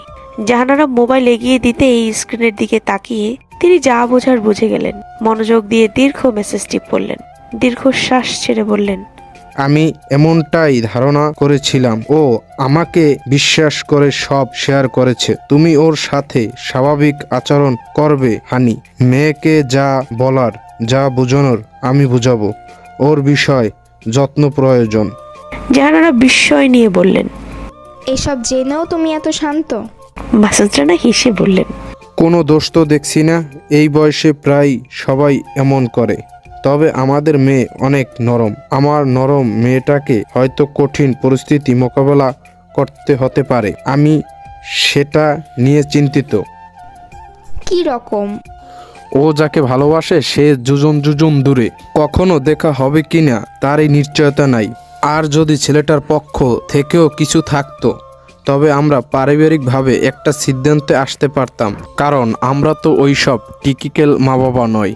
কিন্তু যেখানে সব একতরফা, সেখানে সবকিছু দিন শেষে আমাদের মেয়েকেই সহ্য করতে হবে। আরও দেরি হয়ে যাওয়ার আগে মেহেরকে এসব থেকে দূরে নিয়ে আসতে হবে, মুভ অন করতে হবে। আমাদের একটাই তো সন্তান হানি। জাহানারার মনে পড়ে গেল মেহেরের মুড সুইং। মেয়েটার মুড সুইং এর কত শত বাহানা। ফ্যাল ফ্যাল চোখে তাকিয়ে থাকেন। হ্যাঁ গো, মেয়েটা এত বড় হলো কবে? পরদিন ভোরে কফি নিয়ে মেয়ের রুমে গেলেন জাহানারা। মেহের তখন নিজের ব্যাগ গোছাচ্ছিল। জাহানারা মেয়ের পাশে বসিয়ে সারা মুখে হাত বুলিয়ে দিলেন, গালে হাত রেখে বললেন, তোর কোথাও কষ্ট হচ্ছে মা? মেহের কিছুক্ষণ ফ্যাল ফ্যাল করে তাকিয়ে হেসে ফেলল। সে হাসলো, তার চোখও হাসে। কি সুন্দর লাগে দেখতে। মেয়েটা শ্যামলা হলেও যেন দুনিয়ার সব মুগ্ধতা নিয়ে জন্মেছে। ওর গায়ের রং ফর্সা হলে হয়তো এত মুগ্ধতা থাকতো না। জাহানারা বিড়বিড় করে বললেন, আমার বাচ্চার নজর না লাগুক। চট্টগ্রাম আর্মি কোয়ার্টারের পরিবেশ অনেকটাই শান্ত। মাসুদ রানা মেহেরের বাবা বাংলাদেশ সেনাবাহিনীর কর্নেল। তার শান্ত কোয়ার্টার অপেক্ষা করছে কর্নেলের পরিবারকে গ্রহণ করতে। আজ তিনি তার স্ত্রী জাহানারা আর মেয়ে মেহেরকে নিয়ে চট্টগ্রামে ফিরে যাবেন। মেহেরের এইচএসসি পরীক্ষা শেষ হয়েছে, নতুন এক অধ্যায় শুরু করতে যাচ্ছে সে। কিন্তু যাওয়ার আগে বিদায়ের মুহূর্তটা মেহেরের জন্য সহজ নয়। শুধু বন্ধু শায়লা আর পাভেল একসাথে দাঁড়িয়ে মেহেরকে একটু দূরে দাঁড়িয়ে তাদের দিকে তাকিয়ে আছে। শায়লার চোখ ভেজা, কিন্তু মুখে একরকমের হাসি। পাভেলের মুখটা বিষণ্ণ। তুই সমুদ্রে কবে যাচ্ছিস জানিস তো? সেখানে গেলে আমাকে মেসেজ দিস কিন্তু, ভুলিস না। শায়লা হেসে বলে। মেহের হাসে, তবে সেই হাসির মধ্যে বিষাদের ছায়া। পাভেল কিছু বলে না, শুধু মেহেরের দিকে তাকিয়ে থাকে। বিদায়ের আগে মেহের তার ছোট্ট ব্যাগ থেকে একটা ছবি বের করে, আমানের ছবি। পাকিস্তান নেভির ইউনিফর্মে দাঁড়িয়ে থাকা এক তীক্ষ্ণ দৃষ্টির কঠিন চেহারার পুরুষ। মেহের ছবিটার দিকে তাকিয়ে নিজ মনেই নিচু স্বরে বলে, আমি সমুদ্রের কাছাকাছি যাচ্ছি আমান। তোমার সমুদ্র, আমার কাছে সমুদ্র মানেই তুমি। সমুদ্রের কাছাকাছি থাকলে আমি তোমাকে আরও গভীরভাবে অনুভব করতে পারবো। আমার মনে হচ্ছে আমি তোমার কাছে যাচ্ছি, ওই কোয়ার্টার নয়। তুমি আমার অপেক্ষায় দাঁড়িয়ে আছো। আমি আসছি আমান, তোমার কাছে আসছি। শায়লা আর পাভেলের দিকে হাত নাড়িয়ে বিদায় জানায় মেহের। গাড়ির ভেতরে বসে চট্টগ্রাম কোয়ার্টারের দিকে যাত্রা শুরু করে। তার বাবা সামনের সিটে বসে আছেন। চট্টগ্রামের দিকে ছুটে চলা গাড়ির জানালা দিয়ে মেহের সমুদ্রের গন্ধ যেন আগেভাবেই অনুভব করতে পারে। জলদস্যুদের দমনের মিশন শেষে পাকিস্তান নেভির পক্ষ থেকে আমান খান ও তার টিমকে অভিনন্দন জানানো হয়। তবে মিশনের ধকল, তার সমুদ্রের ঝড় তাকে শারীরিক ও মানসিকভাবে ক্লান্ত করে তোলে। কিছুদিনের ছুটি নেওয়ার কথা ভেবে তিনি করাচি ফিরে যান। ঠিক তখনই আসে একটি বিশেষ আদেশ। বাংলাদেশ নৌবাহিনীর সঙ্গে একটি যৌথ সামুদ্রিক মহড়ায় অংশ নিতে তাকে নির্বাচন করা হয়েছে। ভারত মহাসাগরীয় অঞ্চলে নিরাপত্তা জোরদার করার জন্য এই মহড়ার আয়োজন। আমান খান ভেবেছিল ছুটি নেবেন, কিন্তু নৌবাহিনীর সম্মান বজায় রাখতে আদেশটি গ্রহণ করেন। একদিন পর একটি বিশেষ নৌযানে চড়ে আমান তার টিম নিয়ে চট্টগ্রাম বন্দরে পৌঁছান। বাংলাদেশ নৌবাহিনীর কর্মকর্তারা তাকে উষ্ণ অভ্যর্থনা জানান। সমুদ্রের নিরাপত্তা, জলদস্যু প্রতিরোধ এবং পরিবেশ সংরক্ষণ নিয়ে মহড়ার কাজ শুরু হয়। বাংলাদেশ নৌবাহিনীর পক্ষ থেকে তাদের লিয়াজো অফিসার হিসেবে দায়িত্ব পান কর্নেল জাহিদ। সন্ধ্যার আকাশ কালো, বাংলাদেশ আকাশের রং সমুদ্রের জলে মিশে গেছে। চট্টগ্রাম সমুদ্র বন্দরে পাতলা সাদা শার্ট ও একটি ডেনিম প্যান্ট পরে পকেটে হাত দিয়ে গুজে শটান হয়ে যে পুরুষটি দাঁড়িয়ে আছেন তার নাম আমান খান। কর্নেল জাহিদ হাতের দূরবীনটি এগিয়ে দিলেন। আমান দূরবীনের চোখ রেখে সমুদ্রের দূর থেকে বহু দূর পর্যন্ত পর্যবেক্ষণ করতে লাগলো। চট্টগ্রাম সমুদ্র বন্দরের হোটেলের কাছে তখনও এসে থামল একটি জিপ গাড়ি। ড্রাইভার সিটে ছিলেন একজন লেফটেন্যান্ট। তিনি নেমে ব্যাগপত্র নামালেন, তারপর ফোন করলেন কর্নেল জাহিদকে। কর্নেল জাহিদ মোবাইলে কথা বলা শেষ করে আমানকে বললেন, কমান্ডার, সামনে যাচ্ছি। আমার একজন কর্নেল বন্ধু পরিবার নিয়ে এসেছে। রিসিভ করে হোটেল রুমে দেখা করছি। ততক্ষণ এনজয়। আমান বাংলা সহ আরো অনেক দেশের ভাষা জানা আছে। কোয়ার্টারে আরো 2 দিন পর যাবে তারা। মাসুদ রানার মিটিং রয়েছে সেখানে, সেগুলো সেরেই তারা কোয়ার্টারে যাবে। জাহানারার চোখের সানগ্লাসটা খুলে কাঁধের শায়লার ঠিকঠাক করে দিল, তারপর নামলেন গাড়ি থেকে।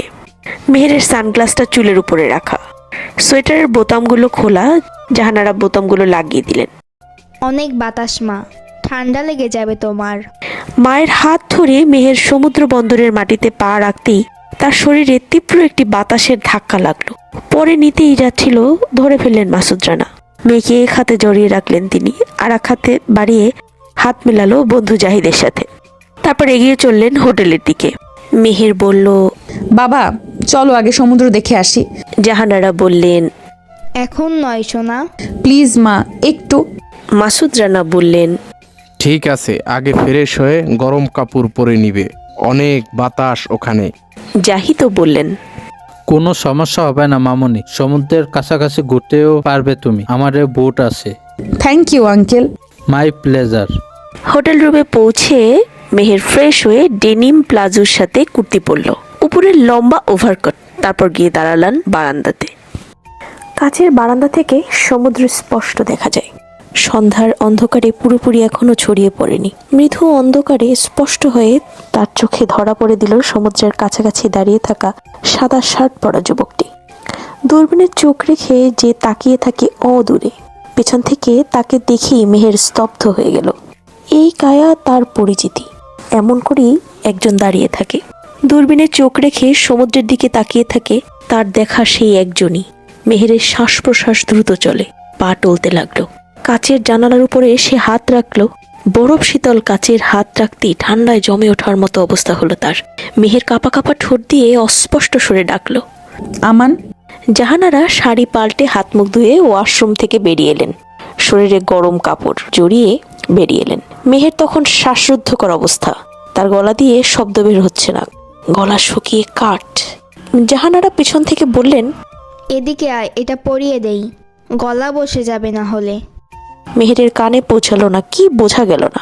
সে আগের মতো বিস্ময় দৃষ্টিতে তাকিয়ে আছে সমুদ্রের দিকে। চোখের পানিতে গাল ভিজে গেছে অনেক আগ থেকেই। কি রে মেহের, এদিকে ঘুরে দাঁড়াবি তো। মেহের কোনো আওয়াজ করলো না। জাহানারা টেনে ফেরালেন। ও মা, তুই কাঁদছিস কেন? মা, কি হয়েছে বল। সমুদ্রে তো যাবই, সেজন্যই তো বলছি এটা পরে নে।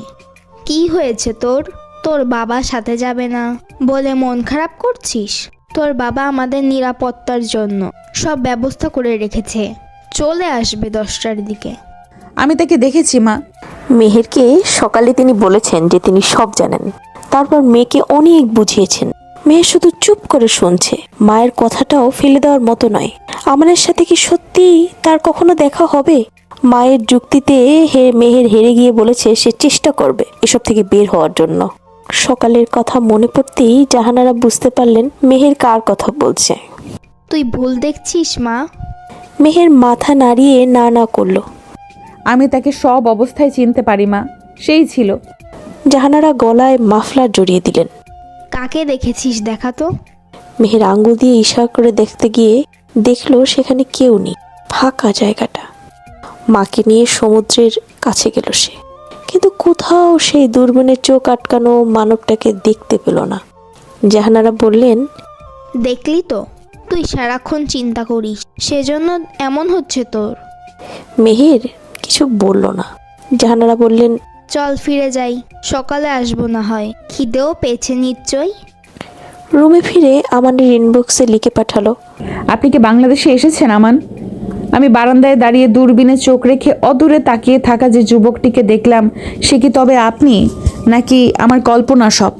চট্টগ্রামের যৌথ মহড়া চলতে থাকে। বাংলাদেশ ও পাকিস্তানের নৌবাহিনীর মধ্যে সম্পর্ক উন্নয়নের এই সুযোগ আমার জন্য একটি গুরুত্বপূর্ণ অভিজ্ঞতা। মহড়ার বিভিন্ন সেশনে তিনি বাংলাদেশের সমুদ্র অঞ্চলের ভৌগোলিক অবস্থান ও কৌশলগত গুরুত্ব সম্পর্কে আরও ভালোভাবে জানতে পারেন। বাংলাদেশের নৌবাহিনীর একটি নতুন প্রযুক্তিগত ব্যবস্থা নিয়ে কাজ করার সময় আমান এবং তার দল একটি প্রযুক্তিগত ত্রুটি শনাক্ত করে। এটি দ্রুত সমাধান না করা হলে মহড়ার একটি গুরুত্বপূর্ণ অংশ বাধাগ্রস্ত হতে পারে। আমানের নেতৃত্বে একটি বিশেষ দল রাতভর কাজ করে সমস্যাটির সমাধান করে। এই কাজের জন্য বাংলাদেশের অফিসাররা তার প্রতি কৃতজ্ঞতা প্রকাশ করে। মহড়ার মাঝেই আসে একটি জরুরি খবর। বাংলাদেশের জলসীমার কাছে একটি বিদেশি ট্রলার সন্দেহজনকভাবে কার্যকলাপ করছে। এই পরিস্থিতিতে আমান এবং তার বাংলাদেশি সহকর্মীদের একটি এক্সপিডিশনারি টিম পাঠানোর নির্দেশ দেওয়া হয়। অভিযানে গিয়ে তারা দেখতে পান ট্রলারটি অবৈধভাবে মৎস্যহরণ করছে এবং সম্ভবত একটি মানব পাচারের সাথেও তারা জড়িত। আমান দ্রুত পরিস্থিতি নিয়ন্ত্রণে নিয়ে আসে। বাংলাদেশ নৌবাহিনীর অফিসারদের সাথে সমন্বয় করে তারা ট্রলারটিকে আটকায় এবং জড়িতদের গ্রেপ্তার করে। রাতের পর রাত ভোর থেকে নেমে আসলো। তখনই আমান শরীর ক্লান্ত অনুভব করলো। বিদায় নিয়ে হোটেল রুমে এসে শরীর এলিয়ে দিলেন, ঘুমের মধ্যে তলিয়ে গেল। আজ একটি অনুষ্ঠানে তাদের যেতে হবে। কর্নেল মাসুদ রানা সেটারই প্রস্তুতি নিচ্ছেন। মেহের জিজ্ঞেস করলো, কিসের অনুষ্ঠান বাবা? পাকিস্তানে কিছু অফিসার এসেছে, তাদের সম্মানে একটি অনুষ্ঠান হবে। মেহের সাদা গাউন পরে নিল, উপরে লং কোটি। তার অনুষ্ঠানে পৌঁছলো সন্ধ্যার পরে। অভিযান শেষ হওয়ার পর আমান তার বাংলাদেশি সহকর্মীদের কাছ থেকে ভিন্ন ধরনের তথ্যাদি পান। চট্টগ্রামের স্থানীয় একটি প্রাসাদ সম গেস্ট হাউসে তাদের সম্মানে একটি বিশেষ অনুষ্ঠানের আয়োজন করা হয়। বাংলাদেশের ঐতিহ্যবাহী খাবার এবং গান পরিবেশনের মধ্য দিয়ে আমান বুঝতে পারেন এই দেশের আতিথ্য কেবল শারীরিক নয়, বরং মানসিক আনন্দও দেয়। মেহের মায়ের পাশে দাঁড়িয়ে স্তব্ধ বাকরুদ্ধ দৃষ্টিতে তাকিয়ে আছে। তার মনে হচ্ছে সে অজ্ঞান হয়ে যায়। কাপা হাতটি দিয়ে সে মায়ের হাত ধরল। মা, বল। মেহের হাতের আঙ্গুল দিয়ে দেখল, আমি তবে গতকাল ভুল দেখিনি মা। জাহানারা তাকাই তার চোখে ধরা দিল লম্বা চওড়া বলিষ্ঠ দেহী তীক্ষ্ণ চেহারার একটি যুবক। তিনি নিজেও অবাক হলেন। এটাই সেই অফিসার। মেহেরের গাল ভিজে গেল, সে ডোক গিলতে থাকলো। আমি বোধহয় মারা যাচ্ছি মা। জাহানারা আঁতকে উঠলেন। একই কথা মা, কি হয়েছে বল আমাকে, শরীর খারাপ করছে? মা, আমি কি সত্যিই দেখেছি? আমি তো তাকে এর আগে দেখিনি। যদি এটাই সে হয় তো তুই সত্যিই দেখেছিস? আমি কি তাকে ডাকবো? মেহের বেশিক্ষণ দাঁড়াতে পারল না, নিজের শরীর ভার ছেড়ে দিল মায়ের উপর। জাহানারা সবটুকু দিয়ে মেয়েকে ধরে রাখলেন, গলার স্বর একটু বাড়িয়ে ডাকলেন, শুনুন। আমান তখন তার টিমের সাথে কথা বলছে। ঠিক কাকে উদ্দেশ্য করে ডাকা হলো বোঝা গেল না। কর্নেল জাহিদ এগিয়ে এলেন। কোনো সমস্যা ভাবি? আমানকে দেখে জিজ্ঞেস করলেন, ওই অফিসারের নাম কি জানেন? পাকিস্তানের নৌবাহিনীর একজন অফিসার, আমান খান। মেহের মায়ের বুকে রেখে অল্প স্বল্প করে তাকাচ্ছিল। নামটা তার কানে বজ্রের মতো বাজলো। জাহিদ বললেন, চলুন পরিচয় করিয়ে দিচ্ছি। জাহানারাও বললেন, মেহের দাঁড়াতে পারছে না, ওর শরীর খারাপ করেছে, আমি যেতে পারবো না। আপনি কি তোর বাবাকে ডেকে দিবেন? জাহিদ চিন্তিত হয়ে বললেন, বেশি খারাপ লাগছে মামনি? আমাদের ডাক্তার আছে, চলো দেখিয়ে নিব। তারপর কর্নেল জাহিদ ডাকলেন। কমান্ডার। আমানের সাথে পরিচয় হবার পর থেকে তাকে এই সম্মানবোধী ডাকেন জাহিদ। আমান পরিচিত স্বর শুনে এগিয়ে এলো। মেহেরের শ্বাস প্রশ্বাস বন্ধ হয়ে আসলো। সে তলিয়ে গেল অন্ধকারে। শরীর ছেড়ে দিতেই জাহানারা আঁতকে উঠলেন। আমার মেয়ে। জাহিদ মাথায় হাত বুলিয়ে দিলেন, কিন্তু মেহেরের কোনো রেসপন্স নেই। আমান বলল, এনিথিং রং? আমাদের একজন ডাক্তার প্রয়োজন কমান্ডার। আমাদের একজন কর্নেল মেয়ে অসুস্থ হয়ে পড়েছে। জাহানারা কেঁদে ফেললেন। আমান স্পষ্ট বাংলাতে বলল, তাকে বসিয়ে দিন প্লিজ। ডাক্তার আসতে আসতে তার জ্ঞান ফেরানোর চেষ্টা করা উচিত। জাহানারা সোফায় বসে পড়লেন। জাহিদ চলে গেছে ডাক্তার ও মাসুদ রানাকে ডাকতে। আমানও বলল, মাথাটা সোজা করে দিন। মেহেরের মুখ চুল দিয়ে ঢাকা। তার মাথা সোজা হয়ে সোফার রেখে চুলগুলো সরিয়ে দিলেন জাহানারা। তারপর মেয়ের হাত ঘষতে লাগলো। আমানের চোখে ধরা দিল সাধারণ একটি বাঙালি মেয়ের মুখ। কাঁধ পর্যন্ত চুল, কালে চোখের জল শুকিয়ে গেছে। আমি কি চেষ্টা করতে পারি? জাহানারা তখন সব বললেন। একটু দেখো বাবা। আমান তার পুরুষালী হাত দিয়ে টিপে ধরল মেহেরের নাক। সেকেন্ড পেরিয়ে যেতেই মেহের মুখ দিয়ে জোরে শ্বাস নিয়ে আর্তনাদ করতে লাগল। গোলা চোখে তাকিয়ে সে আবার চোখ বন্ধ করে ফেলল। জাহিদ ততক্ষণে চলে এসেছে। আমান উঠে দাঁড়ালো। মাসুদ রানা মেয়ের আরেক পাশে বসলেন। ডাক্তার নিজেদের কাজ করতে লাগলো। আমান কেমন হাঁসফাঁস লাগছিল। অনুষ্ঠানের মধ্যেও আমানের মন সমুদ্রের প্রতি তার গভীর টান অনুভব করে। অনুষ্ঠানের এক ফাঁকে সে একা সমুদ্রের ধারে চলে যায়। সে শান্ত রাতের বাতাসে সমুদ্রের গর্জন শুনতে শুনতে তিনি জীবনের উদ্দেশ্য, দায়িত্ব এবং ভবিষ্যৎ নিয়ে চিন্তা করেন। বাংলাদেশের সমুদ্রের ঢেউ যেন তাকে নতুনভাবে উপলব্ধি করায়। সীমান্ত, জাতীয়তা বা যুদ্ধের বাইরেও পৃথিবীর এক। অনুষ্ঠানে আর ফিরে না গিয়ে আমান হোটেলের রুমে চলে যায়। কর্নেল জাহিদ সাথে তার দেখা হয় অনেক রাতে। জাহিদ বললেন, সরি কমান্ডার, আপনাকে কোম্পানি দিতে পারছি না ভালো করে। আমান জিজ্ঞেস করল, সেই অসুস্থ হয়ে পড়া মেয়েটি কেমন আছে এখন? ও, আপনি মেহেরুন্নেসার কথা জিজ্ঞেস করছেন? সে ভালো আছে, ডাক্তার রেস্ট নিতে বলে গেছেন। আমান বিড়বিড় করে কয়েকবার আওড়ালো। মেহেরুন্নেসা? এরপর আমান তার মহড়ার কাজ শেষ করে পরের দিন সন্ধ্যাতেই পাকিস্তানে ফিরে যায়। কিন্তু বাংলাদেশের সমুদ্র, আতিথ্য, অভিজ্ঞতার স্মৃতি তার মনের গভীরে থেকে যায়, যা তাকে ভবিষ্যতে বারবার মনে করিয়ে দেবে মানুষের সাথে সম্পর্ক ও সহযোগিতার গুরুত্ব। সাথে মনের অজান্তে হোক বা নিজের অজান্তে সেই একটি নাম বারবার তার মনে পড়তে থাকে। সে বিধ্বস্ত মুখ ভালো করে তাকাতে পারেনি। মেয়েটি কিন্তু তবুও কেমন আকুতি নিয়ে আমানের দিকে তাকিয়েছে। হয়তো কিছু বলতে চাইছিল, কিন্তু বলতে পারল না। শান্ত কোয়ার্টারটার দিকে দাঁড়িয়ে আছে। কোয়ার্টারের সামনে এসে থামলো মাসুদ রানার গাড়িটা। জাহানারা অসুস্থ মেয়েকে ধরে নামলেন। মাসুদ রানা ব্যাগপত্র নিয়ে আগে আগে গেলেন, পেছনে তারা। চোখ পোক শুকনো মেহেরের। 2 দিন বিছানায় পড়েছিল সে। কিছুটা সুস্থ বোধ করতেই মাকে জিজ্ঞেস করেছে সেই যুবকটির কথা। জাহানারা তখন মেয়েকে নিয়ে ব্যস্ত, সেজন্য তিনিও কিছু জানাতে পারছেন না। মাসুদ রানাকে সব জানানোর পর তিনি চমকে যাননি, কারণ তিনি জানতেন মেহের যাকে পছন্দ করে সেটা সেই অফিসারই। মেহেরকে তিনি জানাতে চাইছিলেন, কিন্তু তার আগেই মেহের জেনে যায়। মাসুদ রানা বলেন, আমান পরের দিন সন্ধ্যাতেই বাংলাদেশের থেকে রওনা দিয়েছে, কিন্তু মাতৃভূমির উদ্দেশ্যে। জাহানারা সেটা মেহেরকে জানালে সে পাথরের মতো নিশ্চুপ ছিল। এত কাছে এসেও তাকে একটাবার ভালো করে দেখা হলো না, জানানো হলো না নিজের অনুভূতির সম্পর্কে। অনেক দুঃখ, হতাশা নিয়ে মেহের আমানকে মেসেজ পাঠিয়েছে। এত কাছে এসেও আপনাকে কিছু জানাতে পারলাম না। আপনার কি বেশি তাড়া ছিল? আমার জন্য একটু অপেক্ষা করা যেত না? করবেন কেন? আমি তো আপনার কেউ নই। আমার এই অভিমানে আপনার কিছু যায় আসে না। আপনি কখনো জানতেও পারবেন না কিছু। মেহের ভাবনা থেকে বের হলো। জাহানারা উষ্ণ কাঁথাও শরীরে জড়িয়ে দিয়েছে। দুপুরে কি খেতে চাস? তুমি যা বানাবে তাই খাবো। মা চলে যেতেই মেহের রুমের চারিদিকে চোখ বুলিয়ে নিল।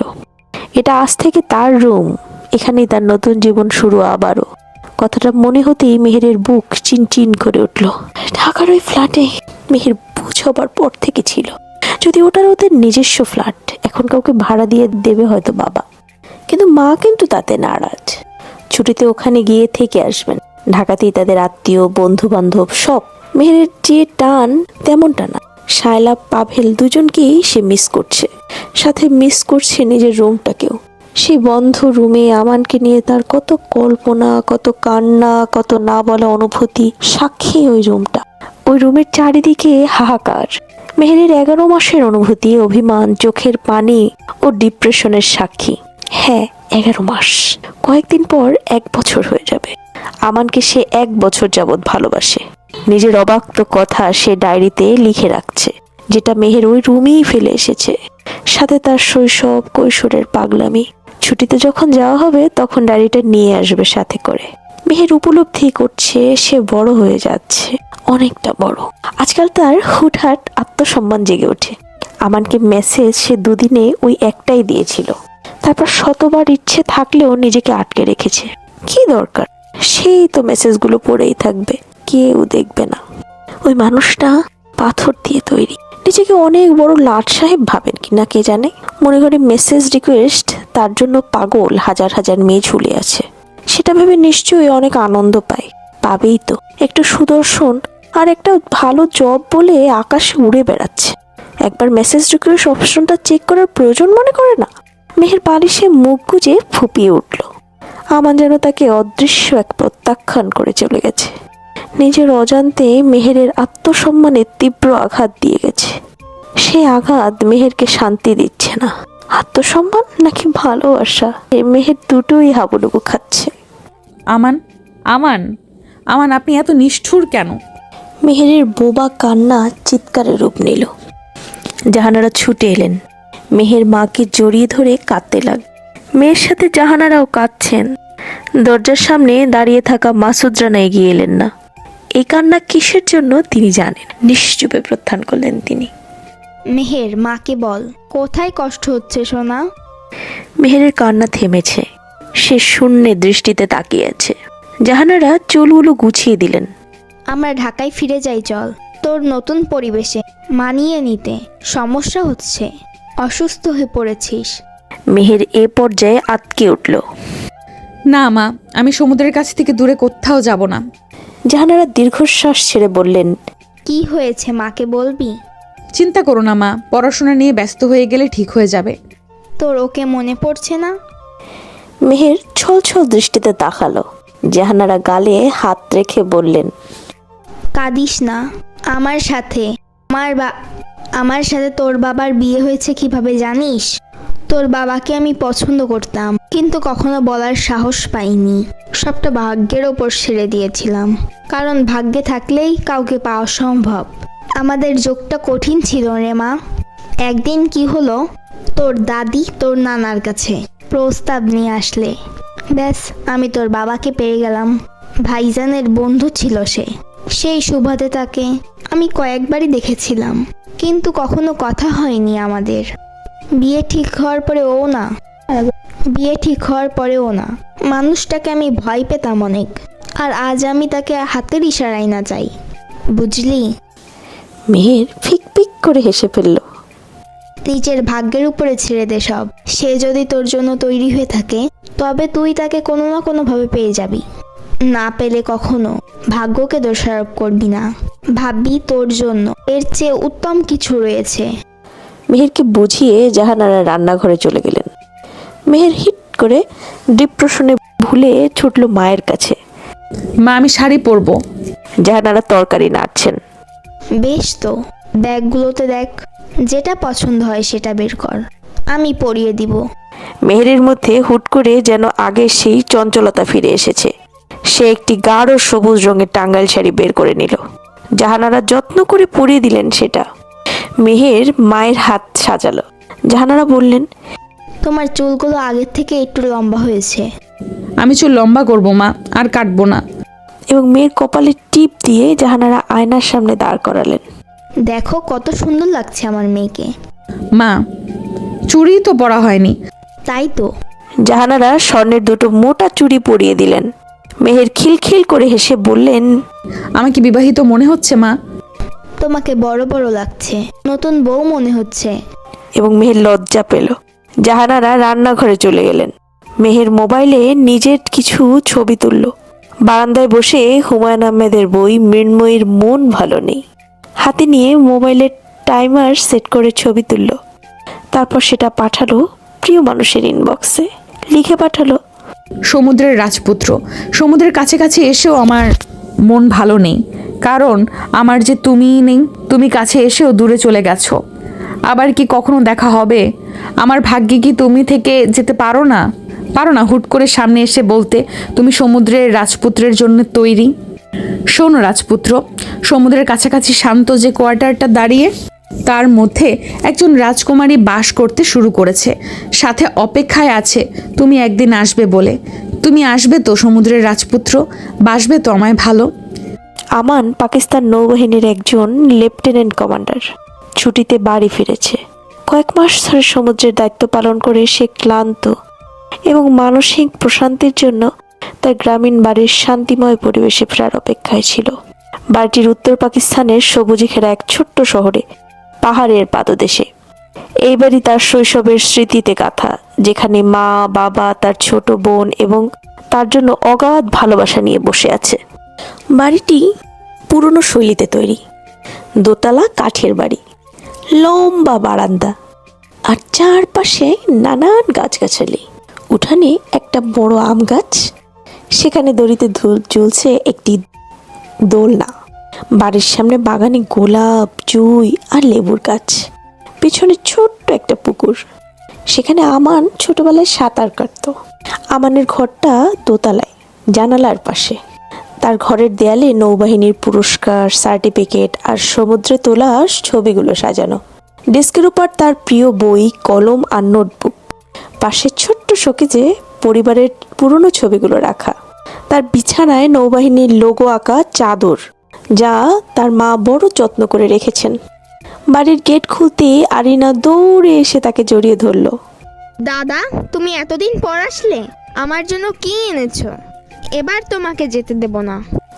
আমান হাসতে হাসতে বলল, এই দুষ্টু, ব্যাগ খোলার আগে একটু বিশ্রাম নিতে দাও। মা দরজার সামনে দাঁড়িয়ে, তার মুখের হাসি আর চোখের জল। মা বললেন, তুই এত শুকিয়ে গেছিস কেন? খেয়েছিস ঠিকঠাক?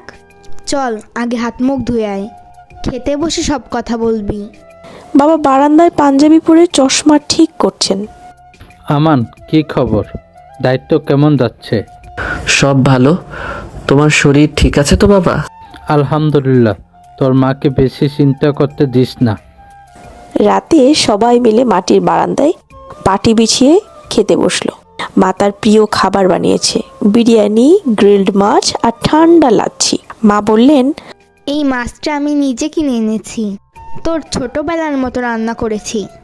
মা, তুমি এমন ভালো রান্না করো, আমি কখনো বাইরে এটা খুঁজে পাই না। আরিয়া বিরিয়ানির হাঁড়ি থেকে নিজে খেতে খেতে বললেন, দাদা, তোমাকে কত কথা বলার আছে। তোমার জাহাজের গল্প শোনাবে প্লিজ? তুই সারা পৃথিবী ঘুরে দেখেছিস, আল্লাহকে ধন্যবাদ দে। সবাই রাতে ঘুমিয়ে পড়ায় আমার নিজের ঘরে বসে জানালার বাইরে তাকায়। চাঁদের আলোয় পুকুরটা চিকচিক করছে। সে একটা নোটবুক খুলে ভাবতে থাকে। সমুদ্রে কাটানো দিনের ক্লান্তি তার মনে ভেসে আসে। কখনো উত্তল ঢেউয়ের মধ্যে দায়িত্ব পালন, কখনো বিপদের মুখে সতর্কদের বাঁচানোর তাগিদ। আমার এগুলোই ভাবছিল। আমি কি করছি? এই দায়িত্ব কি আমার জীবনের মূল লক্ষ্য? আমার মা, বাবা, বোনের কাছ থেকে এত দূরে কেন থাকতে হয়? জীবনের সব আনন্দ কি শুধু দায়িত্বের জন্য উৎসর্গ করব? অবশ্যই করব। আমার দায়িত্ব আমার দেশমাতৃকার জন্য কাজ করা। আমি সর্বদা অটল থাকব। কিছু করতে হলে কিছু তো ছাড় দিতে হয়। হঠাৎ তার মায়ের কণ্ঠস্বর শুনতে পায় সে। মা দরজার বাইরে দাঁড়িয়েছে। ঘুমাসনি এখনো? তোর তো ভোরবেলা উঠতে হবে। মা, তুমি কষ্ট করো কেন? আমি ঠিক আছি। তুই তো বড় সাহসী ছেলে, কিন্তু আমি তোর চোখে কেমন জানি ক্লান্তি দেখতে পাই।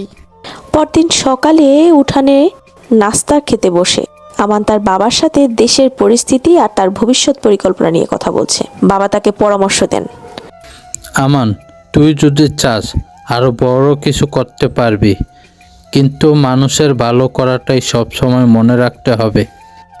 আরিয়া আবার এক দূরে এসে বলে, দাদা, তোমার ইউনিফর্মটি আমাকে একদিন পরতে দিবে? আমি তোমার মতো ফটো তুলবো। সবাই হেসে ওঠে। তৃতীয় দিন সকালে আমান ঘুম থেকে উঠতেই শুনতে পায় বাগানের পাশ থেকে মায়ের ডাক। আমান উঠে আয়, রোদ অনেক হয়েছে, নাস্তা রেডি। ঘুমের ঘরে নৌবাহিনীর কঠোর শিউরিল অভ্যাসে উঠে যায় আমান, কিন্তু ঘরের আরামদায়ক পরিবেশে তাকে আবার শৈশবের স্মৃতির মাঝে নিয়ে যায়। ঘর থেকে বের হয়ে আমান বারান্দায় এসে দেখে বাবা একটি চায়ের কাপ নিয়ে খবরের কাগজ পড়ছেন। আরিফা পুকুরের ধারে বসে স্কুলের পড়া মুখস্থ করছে। বাড়ির পরিবেশ এতটাই শান্ত যে সমুদ্রের উত্তাল দিনগুলোর তুলনায় এটাও স্বর্গের মতো লাগে তার কাছে। নাস্তার মা গরম পরোটা আলুর ভাজি দিয়ে বসেছেন। আরিফা খালি চায়ের কাপে চিনি ঢেলে নিজের মতো করে মজা করছে। আমাদের আরিয়া তো একেবারে ডাক্তার হওয়ার স্বপ্ন দেখে। আমান, তোর বোনের পড়াশোনার দায়িত্ব তুই নে। দাদা, তোমার মতো ইউনিফর্ম পরলে আমাকে কেমন লাগবে বলো তো? আমিও তো কিছু করতে চাই। তুই ইউনিফর্ম পরলে আমায় মনে হয় বেশি আদেশ দিবি, আমি কিন্তু পালিয়ে যাব। সকালের এই নির্ভাস আড্ডাগুলো আমানের কাছে যেন হারিয়ে যাওয়ার মতো পুনর্জন্ম। দায়িত্ব আর শৃঙ্খলার জীবন, এমন দিনগুলো খুবই কম আসে। নাস্তার পর আমান পুকুরের পাড়ে গিয়ে বসে। একটা লাঠি নিয়ে পানিতে নেড়ে সে ছোটবেলার স্মৃতিতে ডুবে যায়। তার মনে পড়ে যখন সে প্রথম সাঁতার শিখেছিল, যখন তার বাবা তাকে পানিতে নামিয়েছিল। তার ঘরের এক কোণে রাখার শৈশবের খেলাগুলো সে নিজেই হাসে। একটা পুরনো রেডিও তুলে নেয়, যা তার বাবার কাছ থেকে পাওয়া। হঠাৎ আরিয়া এসে বলে, দাদা, তুমি না ছোটবেলায় এই রেডিও বাজিয়ে আমাদের সবাইকে বিরক্ত করতে? তুই জানিস না, এটা ছিল আমার প্রথম নাবিক হওয়ার স্বপ্নের সঙ্গী। এই রেডিওতে প্রথমবার সমুদ্রের আবহাওয়ার খবর শুনেছিলাম। বিকেলের কয়েকজন প্রতিবেশী তার আত্মীয় আসেন আমানকে দেখতে। আমান তার বাবার ঘনিষ্ঠ বন্ধুদের কাছ থেকে শৈশবের নানান দুষ্টুমি আর সাহসিকতার গল্প শুনতে পায়। একজন প্রতিবেশী বলেন, আমান ছোটবেলায় একটি গাছের চূড়ায় উঠে বলেছিল সে বড় হয়ে পাইলট হবে। আজ দেখো, সে পুরো দেশের গর্ব। গ্রামের বাচ্চারা তার চারপাশে ভিড় করে। একটা বাচ্চা বলে, ভাইয়া, আপনি কি জাহাজ চালান? বন্দুক আছে আপনার কাছে? আমান হাসে। জাহাজ চালাই, আর বন্দুক থাকলেও তোমাদের বলবো না। বিকেলের নরম আলো আর গ্রামের হালকা বাতাস তাকে এক অন্যরকম প্রশান্তি দেয়। সে বুঝতে পারে এই গ্রামে তার প্রকৃত শেকড়ে। রাতে প্রতিদিনের মতো আমান তার ঘরে একা বসে নিজের ভবিষ্যৎ নিয়ে ভাবে। তার সামরিক জীবন তাকে একদিন এনে দিয়েছে গর্ব আর দায়িত্ববোধ, কিন্তু অন্যদিকে পরিবারের কাছ থেকে দূরে থাকার কষ্ট। আমার দায়িত্বগুলো কি আমার ব্যক্তিগত সুখের থেকেও বড়? আমি কি আমার পরিবারের জন্য যথেষ্ট সময় দিচ্ছি?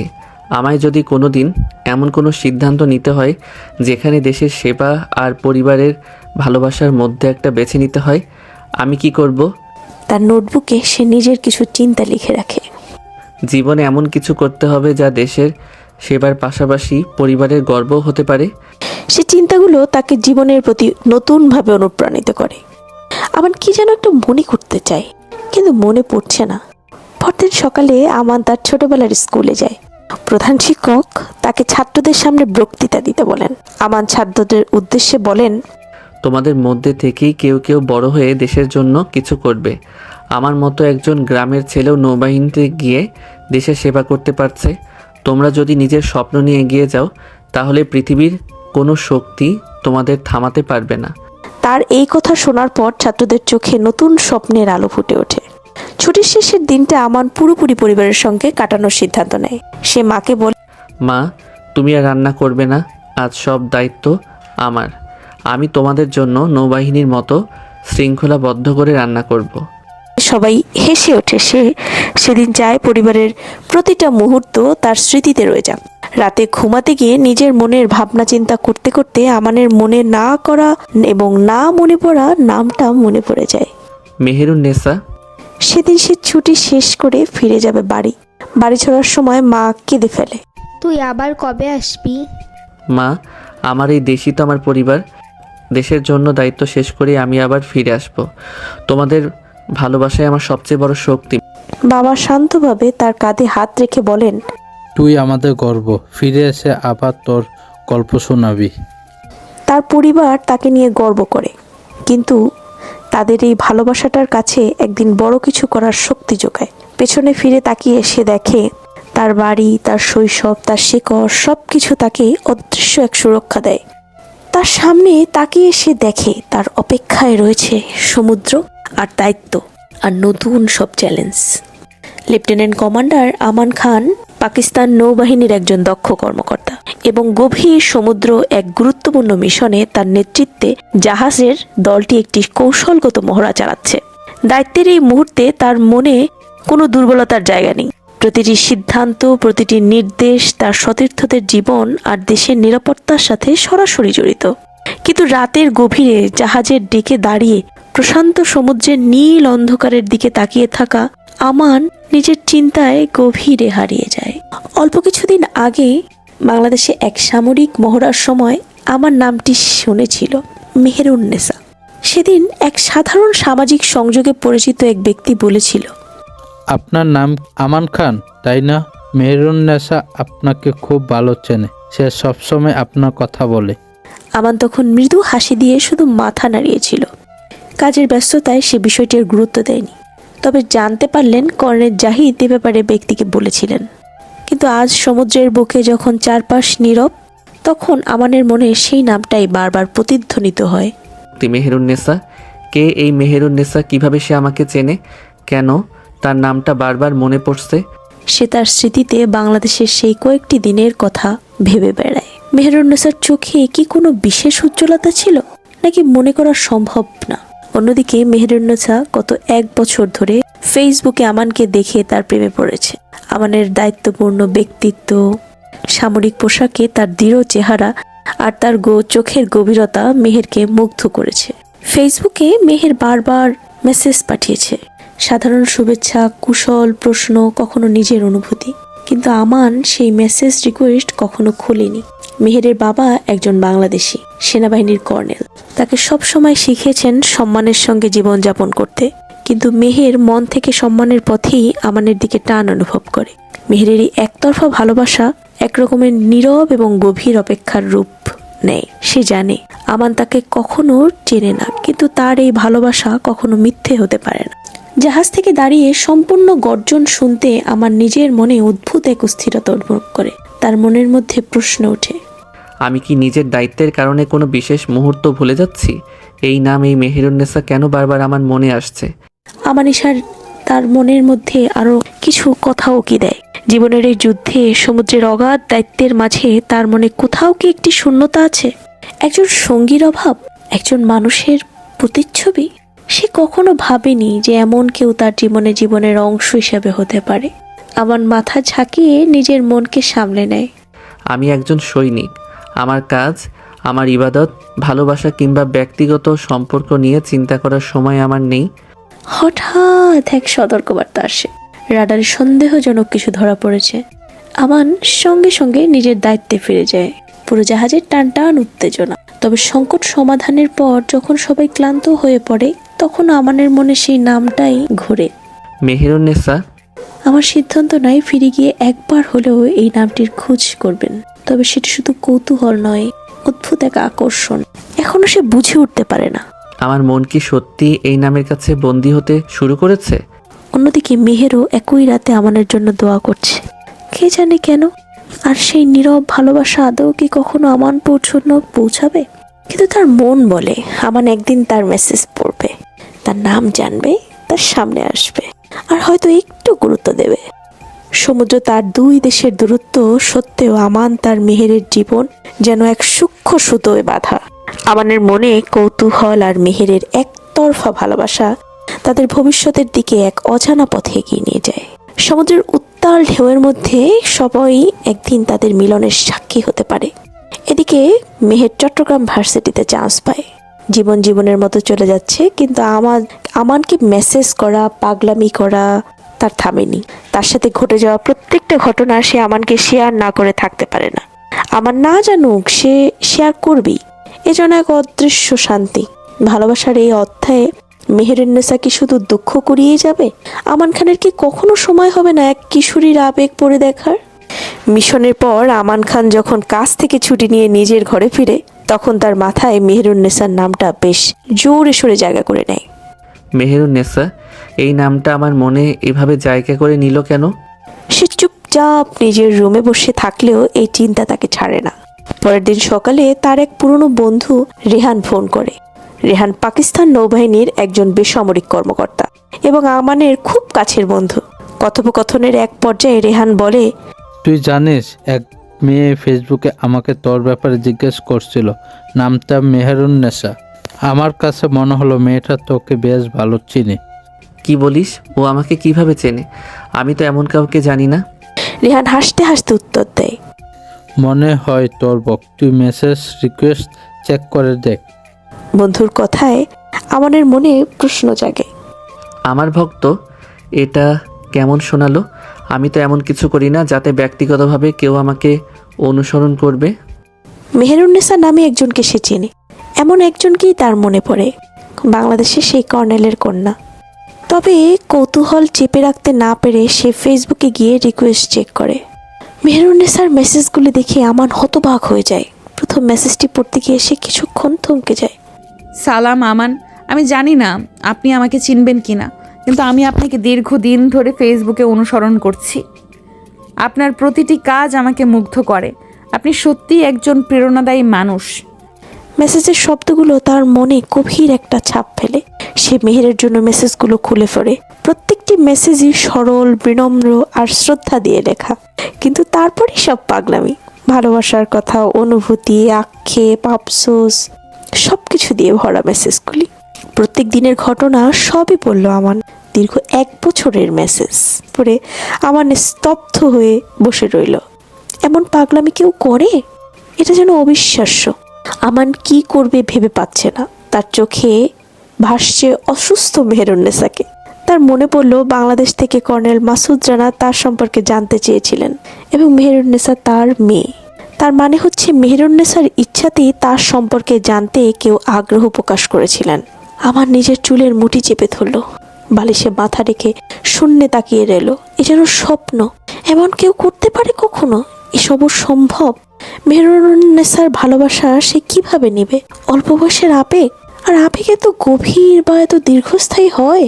মেসেজগুলো পড়ার পর আমান কোনো উত্তর দেয় না, কিন্তু তার মনের ভেতর অদ্ভুত এক অনুভূতি কাজ করে। হয়তো এই মেসেজগুলোই তাকে জীবনের এক নতুন অধ্যায়ের দিকে টেনে নিয়ে যাচ্ছে, কিংবা কখনোই নিয়ে যাবে না। আমান সেদিন নিয়ে যাবে, সেদিনই সেটা এগিয়ে যাবে। আচ্ছা, আমান এখন কি করবে? ভার্সিটিতে যেতে 1.5 ঘন্টার মতো সময় লাগে, তবু মেহের হোস্টেলে ওঠেনি। প্রতিদিন কষ্ট করে জার্নি করে কোয়ার্টারে ফিরে আসে। আজও সন্ধ্যা নামার আগে সে কোয়ার্টারে ফিরল। ফ্রেশ হয়ে সব বাস্তবতা পাশে রেখে, ব্যস্ততাকে পাশে রেখে দিয়ে সে মোবাইল হাতে তুলে নিল। তারপরে তার চোখ বড় বড় হয়ে গেল। আমান তার মেসেজ সিন করেছে। জীবন যথারীতি চলতে লাগলো। মেহের অপেক্ষা করতে আমানের তরফ থেকে কোনো উত্তর কিন্তু আসলো না। সিন করতেই রেখেছে শুধু। মেহের ওই দিনের পর কোনো মেসেজ দেয়নি। টাইপ করার পর তার বুকে কাঁপে, ভাবনা চলে যায়। আমান তাকে কি চোখে দেখছে? তাকে কি সস্তা ভাবলো? নিজের মনের এসব ওভার থিঙ্কিং এর জন্য মেহেরাজ মেসেজ সিন করতে পারে না, তার কান্না পায়। একদিন ভার্সিটি থেকে এসে মেহের জানতে পারলো তাদের বাসায় মেহমান এসেছে। সে আর কেউ নয়, আমান খান। বাংলাদেশে কি যেন একটা কাজে আসা হয়েছে তাদের। তার ঠিক 1 সপ্তাহ পর চট্টগ্রামে তার নামে পার্সেল আসলো। সেটাতে ঢাকায় ফেলে আসা নিজের ডায়েরিগুলো পেল সে, সাথে একটা চিরকুট। আপনার অনুভূতিগুলো আমাকে প্রভাবিত করেছে মেহেরুন্নেসা। শীঘ্রই দেখা হচ্ছে, অপেক্ষা করুন। তারপর শুরু হলো মেহেরের অপেক্ষা। কয়েক মাস পর তাদের কোয়ার্টারে লোক সমাগম হলো। বড় বড় অফিসারের পা পড়ল, সাথে পা পড়ল পাকিস্তানের ওই নেভিয়ানের। কালো নিকাবে ঢাকা ছিল মুখটি, চোখ দুটো শুধু দেখা যাচ্ছিল। সেই মহিলাটি মেহেরের হাতে আংটি পরিয়ে দিলেন। মেহের তখন স্তব্ধ। সে অবাক হয়ে সবাইকে দেখছিল। একটু দূরে দাঁড়িয়ে থাকা আমানকে তখন চোখ হাসছিল।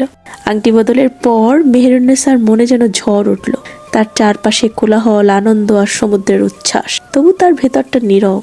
আমান খান তার জন্য এতদিন ধরে অপেক্ষা করেছে, যার নাম একসময় তার কল্পনায় সীমাবদ্ধ ছিল, আজ তার জীবন সঙ্গী হিসেবে পেতে চলেছে সে।